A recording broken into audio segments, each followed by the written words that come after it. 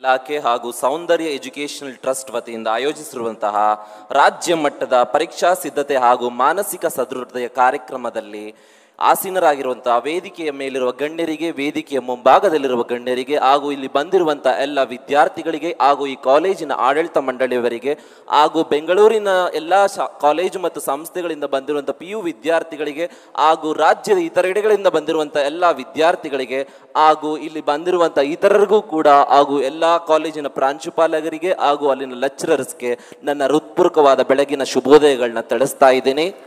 ನಾವು most of the time ಮಾತಾಡಿ ನಮ್ಮ ಕೆಲಸನ ಹೇಳೋದಕ್ಕಿಂತ ಕೆಲಸ ಮಾಡಿ ಮಾತಾಡೋದು ಹೆಚ್ಚು ಅಂತ ಹೇಳಲಿಕ್ಕೆ ಇಷ್ಟಪಡ್ತೇನೆ. ಒಬ್ಬ ವಿಜ್ಞಾನಿಗಳಾಗಿ ಅದೇ ಕೆಲಸ ಮಾಡ್ತೇವೆ ಅಂತಲೇ ಹೇಳಲಿಕ್ಕೆ ಇಷ್ಟಪಡ್ತೇನೆ. ನಾನೊಬ್ಬ ವಿಜ್ಞಾನಿ ಅಂತ ಹೇಳ್ಕೊಳ್ಳೋದಕ್ಕಿಂತ, ಅಂತಾರಾಷ್ಟ್ರೀಯ ಮಟ್ಟದಲ್ಲಿ ಗುರುತಿಸ್ಕೊಳ್ಳುವಂಥ ವಿಜ್ಞಾನಿ ಅಂತ ಹೇಳ್ಕೊಳ್ಳೋದಕ್ಕಿಂತ ನಾನೊಬ್ಬ ರೈತನ ಮಗ ಅಂತ ಹೇಳ್ಕೊಳ್ಳೋಕ್ಕೆ ನನಗೆ ಭಾಳ ಹೆಮ್ಮೆ ಆಗುತ್ತೆ. ನಾನು ಎಲ್ಲದಕ್ಕಿಂತ ಹೆಚ್ಚಾಗಿ ನಾನು ಮಂಡ್ಯದವನು ಅಂತ ಹೇಳೋದಕ್ಕಿಂತ, ನಾನೊಬ್ಬ ಕನ್ನಡಿಗ ಅಂತ ಹೇಳೋದಕ್ಕಿಂತ ನಾನೊಬ್ಬ ಭಾರತೀಯ ಅಂತ ಹೇಳಲಿಕ್ಕೆ ನನಗೆ ಭಾಳ ಸಂತೋಷ ಆಗುತ್ತೆ. ಅದ್ರಲ್ಲಿ ನನಗೆ ಭಾಳ ಹೆಮ್ಮೆ ಇದೆ ಅಂತ ಹೇಳಲಿಕ್ಕೆ ಇಷ್ಟಪಡ್ತೇನೆ. 2 ವರ್ಷ 87 ದೇಶಗಳು,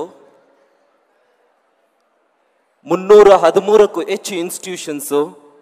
ಆ ಇನ್ಸ್ಟಿಟ್ಯೂಷನ್ಸ್ ಅಲ್ಲಿ Harvard university, Stanford university, Oxford university, Cambridge university, and then Tokyo technological university, Osaka university, and then Hong Kong university, and then Singapore institute of technology, ಇಷ್ಟೆಲ್ಲ ಯೂನಿವರ್ಸಿಟೀಸಲ್ಲಿ ಪಾಠ ಮಾಡಿದ್ದೇನೆ. ನನಗೆ ಎಲ್ಲಿ ಹೆಚ್ಚು ಪಾಠ ಮಾಡಿದ್ರು, ಎಲ್ಲಿ ಏನು ಮಾಡಿದ್ರು ನನಗೆ ಅಷ್ಟು ಖುಷಿ ಕೊಡಲ್ಲ. ನಮ್ಮ ದೇಶದಲ್ಲಿ ಒಂದು ಸಣ್ಣ ಸರ್ಕಾರಿ ಶಾಲೆಯಲ್ಲಿ ನನಗೆ ಪಾಠ ಮಾಡಿದಾಗ ಅಂತ ಒಂದು ನನಗೆ ಖುಷಿ ಸಿಗುತ್ತೆ ಅಂತ ಹೇಳಲಿಕ್ಕೆ ಇಷ್ಟಪಡ್ತೇನೆ. ನಾನು ಸ್ಟಾರ್ಟಿಂಗು ಫಸ್ಟು ಒಂದು ಕಾಲದಲ್ಲಿ ಫ್ರಾನ್ಸಲ್ಲಿ ಕೆಲಸ ಸಿಕ್ಕಿ ಒಂದಷ್ಟು ಸ್ಕಾಲರ್ಶಿಪ್ ಸಿಕ್ಕಿ ಹೋದೆ. ಓದಬೇಕಾದ್ರೆ 2ನೇ ವರ್ಷದ BSc ಓದ್ತಾ ಇದ್ದೆ. ನನಗೆ ಕೆಲಸ ಸಿಕ್ಕಿದಾಗ ಹೋದಾಗ ಆ ಟೈಮಲ್ಲಿ ಒಂದು ಡೇ ಸೆಲೆಬ್ರೇಟ್ ಮಾಡ್ತಾ ಇದ್ರು ಫ್ರಾನ್ಸಲ್ಲಿ. ಆ ಡೇ ಹೆಸರು ಏನು ಡೇ ಇದು, ಏನು ಸೆಲೆಬ್ರೇಟ್ ಮಾಡ್ತಿದ್ರ ಅಂತ ಕೇಳಿದೆ ನಾನು. ಮದರ್ಸ್ ಡೇ ಅಂತ ಸೆಲೆಬ್ರೇಟ್ ಮಾಡ್ತಾ ಇದ್ರು. ಯಾವ ಡೇ? Mother's day. ಅವ್ರು ಹೇಳಿದ್ರು, ನಿಮ್ಮ ದೇಶದಲ್ಲಿ ಮದರ್ಸ್ ಡೇ ಅಂತ ಏನು ಸೆಲೆಬ್ರೇಟ್ ಮಾಡಲ್ವಾ? ಈ ಥರ ಎಲ್ಲ ಸೆಲೆಬ್ರೇಟ್ ಮಾಡ್ತಿದ್ರಲ್ಲ, ಖುಷಿ ಆಗ್ತಿದೆಯಲ್ಲ ನಿಮಗೆ ಅಂತ ಕೇಳಿದ್ರು ನನಗೆ. ಹೌದಾ, ಮದರ್ಸ್ ಡೇಲಿ ಏನು ಮಾಡ್ತೀರಾ ನೀವು? ನಮಗೆ ಹಳ್ಳಿಲಿ ಹುಟ್ಟೋರು ನಮ್ಗೆ ಗೊತ್ತಿಲ್ಲ, ಏನು ಮಾಡ್ತೀರಾ ಅಂದೆ. ನಮ್ಮ ತಾಯಿದರಿಗೆ ಗಿಫ್ಟ್ ಕೊಡ್ತೀವಿ, ಹೂಗುಚ್ಛ ಕೊಡ್ತೀವಿ, ಊಟಕ್ಕೆ ಕರ್ಕೊಂಡು ಹೋಗ್ತೀವಿ ಹೊರಗಡೆಗೆ ಅಂತ, ತುಂಬ ಚೆನ್ನಾಗಿ ನೋಡ್ಕೋತೀವಿ ಅವತ್ತೊಂದು ದಿವಸ ಅಂತ ಹೇಳಿದ್ರು. ಹೌದಾ, ನೀವೇನು ಮಾಡ್ತೀರಾ ಅಂತ ನನಗೆ ಕೇಳಿದ್ರು. ನಾನು ಹೇಳಿದೆ, ನಾವು ತಂದೆ ತಾಯಿಗೆ ಮದರ್ಸ್ ಡೇ, ಫಾದರ್ಸ್ ಡೇ ಅಂತ ಒಂದು ದಿನ ಇಟ್ಟೇನು ಸೆಲೆಬ್ರೇಟ್ ಮಾಡಲ್ಲ. ನಮ್ಮ ದೇಶದಲ್ಲಿ ತಂದೆ ತಾಯಿಗೆ ಮರ್ಯಾದೆ ಕೊಡೋದು ಪ್ರತಿನಿತ್ಯದ ಕೆಲಸ, ಅದಕ್ಕೋಸ್ಕರ ಅದನ್ನು ಪ್ರತಿನಿತ್ಯ ಮಾಡ್ತೀವಿ ಅಂತ ಹೇಳಿದೆ. ಮಾಡ್ತೀವಿ ಅಲ್ವಾ? ಮಾಡ್ತೀವಾ? ನಾನು ಫ್ರಾನ್ಸಲ್ಲಿ ಕೆಲಸ ಮಾಡಬೇಕಾದ್ರೆ ನನ್ನ ಅಂಡರಲ್ಲಿ, ಈಗಲೂ ಮಾಡ್ತಾರೆ, not as N regular employee ಕೆಲಸ ಮಾಡಲ್ಲ, 80 ಜನ ಕೆಲಸ ಮಾಡ್ತಾ ಇದ್ರು ನನ್ನ ಅಂಡರಲ್ಲಿ. ಆ ಕೆಲಸ ಮಾಡೋರಲ್ಲಿ ಯಾರು 40 ವರ್ಷದ ಕೆಳಗೆ ಯಾರು ಇರಲಿಲ್ಲ, ಎಲ್ಲ 40 ವರ್ಷ ದಾಟ್ದವ್ರೆ. ಅದರಲ್ಲಿ 80 ವರ್ಷ ಆದವರಿದ್ರು, 70 ವರ್ಷ ಆದವರಿದ್ರು. ಆದರೆ ಒಬ್ರಿಗೂ ಒಂದು ದಿನ ಅವ್ರು ಮಾಡಿದಂಥ ಕೆಲಸದಲ್ಲಿ ನಾನು ತಪ್ಪು ಕಾಣಿಸಿದ್ರು ಒಬ್ರಿಗೂ ಒಂದಿನ ನಾನು ನೋಟಿಸ್ ಕೊಡಲಿಲ್ಲ, ಈ ಥರ ತಪ್ಪು ಮಾಡ್ತೀರಿ ಅಂತ ಹೇಳಲಿಲ್ಲ. ತಪ್ಪು ಮಾಡಿದ್ರು ಚೆನ್ನಾಗಿ ಮಾಡಿದರೆ ಇನ್ನೂ ಸ್ವಲ್ಪ ಚೆನ್ನಾಗಿ ಮಾಡಿ ಅಂತ ಹೇಳ್ತಾ ಇದ್ದೆ. ಯಾಕೆ ಅಂದರೆ ರಿಸರ್ಚ್ ಫೀಲ್ಡಲ್ಲಿ ನೀವೇನಾದ್ರೂ ರಿಸರ್ಚ್ ಮಾಡ್ತಾ ಇದ್ರೆ ನೀವು ಒಂದು ನೋಟಿಸ್ ಕೊಡೋದು, ಅವ್ರಿಗೆ ಬೈಯೋದು ಒಬ್ಬ ಎಂಪ್ಲಾಯಿಗೆ ಮಾಡಿದಾಗ ಅವ್ರು ಡೇ ಫುಲ್ ಅಪ್ಸೆಟ್ ಆಗ್ತಾರೆ. ಔಟ್ಪುಟ್ ಬರಲ್ಲ, ಪ್ರಾಪರ್ ಔಟ್ಪುಟ್ ನಾವು ತಗೊಳಕ್ಕಾಗಲ್ಲ, ಡೆಡ್ಲೈನ್ಸ್ ಕಂಪ್ಲೀಟ್ ಮಾಡೋಕ್ಕಾಗಲ್ಲ. ನಾವು ಎಲ್ಲಿ ಸೋಲ್ತೇವೆ ಜೀವನದಲ್ಲಿ ಅಂತ ಹೇಳಿದ್ರೆ ಕಾಂಪ್ರಮೈಸ್ ಆದರೆ ಸೋಲ್ತೇವೆ. ನಾವು ಹಾಕಿರುವಂಥ ಡೆಡ್ಲೈನ್ಸಲ್ಲಿ, ನಾವು ಇಟ್ಕೊಂಡಿರುವಂಥ ಡೇಟಲ್ಲಿ ಯಾವಾಗ ಕಾಂಪ್ರಮೈಸ್ ಮಾಡ್ಕೊಂಡು ಹೋಗ್ತೀವಿ, ಮತ್ತೊಂದು ಕಾರಣಕ್ಕೋ ನಿಮ್ಮ ಸೋಂಬೇರಿತನಕ್ಕೋ ಮತ್ತೊಂದಕ್ಕೋ ಮಾಡ್ಕೊಂಡು ಹೋಗ್ತೇವೆ, ಅಂದು ನಾವು ಸೋಲ್ತೇವೆ ಅಂತ ಹೇಳಲಿಕ್ಕೆ ಇಷ್ಟಪಡ್ತೇನೆ. ನಾನು ಬೇರೆಯವ್ರ ಥರ ಹುಟ್ಟಿದಾಗಲೇ ಚಿನ್ನದ ಸ್ಪೂನ್ ಇಟ್ಕೊಂಡೇನು ಹುಟ್ಟಲಿಲ್ಲ. ನಮ್ಮ ತಂದೆ ಕೂಡ ಒಬ್ಬ ರೈತರು, ನಮ್ಮ ತಾಯಿನೂ ಕೂಡ ಒಬ್ಬ ರೈತ ಮಹಿಳೆ, ಹಳ್ಳಿಲಿ ದುಡಿತಾ ಇದ್ವಿ. ನಮ್ಮ ತಂದೆ ತಾಯಿ ದುಡ್ದಿದ್ರಲ್ಲೇ ನಾನು ಸಾಕೊಂಡು ಹೋಗ್ತಾ ಇದ್ರು. ಜೀವನದಲ್ಲಿ ನಂದೊಬ್ಬಂದೇ ಕಷ್ಟ ಅಂತಲ್ಲ, ನನಗಿಂತ ಕೆಳಸ್ತರದಿಂದ ಬಂದವರಿದ್ದಾರೆ, ನನಗಿಂತ ಇನ್ನೂ ಕೆಳಗೆ ಬೆಳ್ಕೊಂಡು ಬಂದವರಿದ್ದಾರೆ, ಏನೇನೋ ಕಷ್ಟಪಟ್ಟವರಿದ್ದಾರೆ. ಯಾವಾಗ ನಾವು ಪಟ್ಟಂಥ ಕಷ್ಟಕ್ಕೆ ಪ್ರತಿಫಲ ಸಿಗುತ್ತೆ ಅಂದರೆ ಏನಾದರೂ ಸಾಧನೆ ಮಾಡಿ ತೋರಿಸ್ತೀವಲ್ಲ, then they will get some essence ಅಂತ ಹೇಳಲಿಕ್ಕೆ ಇಷ್ಟಪಡ್ತೇನೆ. ಎಲ್ಲದಕ್ಕಿಂತ ಹೆಚ್ಚಾಗಿ ನಾನು ಸಂಶೋಧನೆ ಮಾಡ್ತಿರೋ ಫೀಲ್ಡ್ ಬಂದ್ಬಿಟ್ಟು ಡ್ರೋನ್ ಅಂತ. ಏನಂತ? ಡ್ರೋನ್ ಅಂದರೆ ಫುಲ್ ಫಾರ್ಮ್ ಯಾರಿಗೂ ಗೊತ್ತಿಲ್ಲ, ಹೇಳಿ ನೋಡೋಣ. ಎಷ್ಟು ಜನಕ್ಕೆ ಗೊತ್ತು ಡ್ರೋನ್ದು ಫುಲ್ ಫಾರ್ಮ್ ಇದೆ? ಗೂಗಲ್ ಮಾಡಬೇಡಿ. Dynamic remotely operated navigation equipment ಅಂತ. ನನ್ನ ಜೊತೆ ಇನ್ನೊಮ್ಮೆ ಹೇಳ್ತೀರಾ? Dynamic remotely operated navigation equipment ಅಂತ. ಗುಡ್. ಡ್ರೋನ್ಸ್ ಅಲ್ಲಿ ಸುಮಾರು ವೇರಿಯಂಟ್ಸ್ ಇದೆ. ಏನಿದೆ? ವೇರಿಯಂಟ್ಸ್ ಇದೆ. ನಾವು ಏನು ಕೆಲಸ ಮಾಡ್ತೇವೆ ಅಂತ ಸ್ಟಾರ್ಟಿಂಗ್ ಫಸ್ಟ್ ದಿನದಿಂದ ನಾನು ಮಾಡಿದ್ದು ಒಂದು ಸಣ್ಣ ಕೆಲಸ ಹೇಳ್ತೇನೆ ನಿಮಗೆ. ಆಫ್ರಿಕಾ ಅಂತ ಒಂದು ಖಂಡ, ಕಿತ್ತು ತಿನ್ನುವಂಥ ಬಡತನ, ಪೋಲಿಯೋ ಇನ್ನೂ ತಾಂಡವ ಆಡ್ತಾ ಇದೆ ಆ ಖಂಡದ ಪೂರ್ತಿ. ಅದರಲ್ಲಿ ಸುಡಾನ್ ಅಂತ ಒಂದು ದೇಶ, ಇನ್ನೂ ಬಡತನದ ದೇಶ. ಆ ದೇಶದಲ್ಲಿ ನಾವು ಡ್ರೋನ್ನ ಬಳಸಿ ಅದಕ್ಕೆ ಗ್ಯಾಸ್ ಪ್ರೊಪಲ್ಯೂಷನ್ ಇಂಜಿನ್, ಯಾವ ಪ್ರೊಪಲ್ಯೂಷನ್ ಇಂಜಿನ್ ಅಟ್ಯಾಚ್ ಮಾಡಿಬಿಟ್ಟು ಟ್ರೈ ಮಾಡ್ತಾ ಇದೀವಿ, ಫ್ಲೈ ಮಾಡೋಣ ಅಂತ. ಹೊಸ್ತು, ವರ್ಡಲ್ಲೇ ಹೊಸ್ತು. ಆ ಖಂಡದಲ್ಲಿ ಒಂದು ಹಾವುದು ತಳಿ ಬರುತ್ತೆ, ಬ್ಲ್ಯಾಕ್ ಮಾಂಬಾ ಅಂತೀವಿ. ಏನಂತೀವಿ? Very good. ಆ ಬ್ಲ್ಯಾಕ್ ಮಾಂಬಾ ಹಾವಿನ ತಳಿ ನೋಡ್ಲಿಕ್ಕೆ ಕಾರ್ಪೋಟಕ, ಬಾಯಿ ಕೂಡ ಕಪ್ಪಿರುತ್ತೆ, ಕಾರ್ಪೋಟಕ ವಿಷ, ನಾಗರಾವು ಕೋಬ್ರಾಗಿಂತ ವಿಷ, ಫಾಸ್ಟಾಗಿ ಮೂವ್ ಆಗುತ್ತೆ. ನೋಡ್ಲಿಕ್ಕೆ ನಮ್ಮ ಮಂಡ್ಯ ಸೈಡು ಕೇರೆ ಹಾವು ಅಂತೀವಿ, ನಿಮ್ಮ ಸೈಡ್ ಏನಂತಿರೋ ಗೊತ್ತಿಲ್ಲ. ಕೇರೆ ಹಾವು ಥರ ಇರುತ್ತೆ, ಬಟ್ ಭಾಳ ವಿಷ ಇದೆ. ಆ ಹಾವು ಕಚ್ಚಿ ವರ್ಷಕ್ಕೆ ಏನಿಲ್ಲ ಅಂದ್ರು ಆ ದೇಶದಲ್ಲಿ 20,000ದಿಂದ 22,000 ಜನ ಸಾಯ್ತಾ ಇದ್ರು. ಅಂಥ ಟೈಮಲ್ಲಿ ಆ ಹಾವು ಕಚ್ಚಿದ್ರೆ ಕೇವಲ 15 ನಿಮಿಷದಿಂದ 20 ನಿಮಿಷ ಮಾತ್ರ ಬದುಕ್ತಾರೆ, ಅದಕ್ಕಿಂತ ಹೆಚ್ಚು ಬದುಕೋಲ್ಲ. ಆ ಹಾವಿಗೆ ಕೊಡಬೇಕಾಗಿರೋ ಮೆಡಿಸಿನ್ ಕ್ರಯೋಜೆನಿಕ್ ಪ್ರಿಸರ್ವೇಷನ್ ಇಡ್ತಾರೆ. ಆ ಕ್ರಯೋಜೆನಿಕ್ ಅಂತ ಕಿತ್ತಿನೋ ಬಡತನ ಬರೀ ಕ್ಯಾಪಿಟಲ್ ಸಿಟಿಲಿ ಮಾತ್ರ ಆ ಮೆಡಿಸಿನ್ ಇಡ್ತಾ ಇದ್ರು. ಹಾವು ಕಚ್ಚಿ ಉಳ್ಕೊಂಡಿರೋ ಉದಾಹರಣೆನೇ ಇಲ್ಲ. ತಗೊಂಡೋಗಿ ಮೆಡಿಸಿನ್ ಸಪ್ಲೈ ಮಾಡ್ಬೇಕಂದ್ರೆ ಒಂದೊಂದ್ಸಲ 7 ಗಂಟೆ ಹಿಡಿತಾ ಇತ್ತು, 8 ಗಂಟೆ ಹಿಡಿತಾ ಇತ್ತು, 10 ಗಂಟೆ ಹಿಡಿತಾ ಇತ್ತು.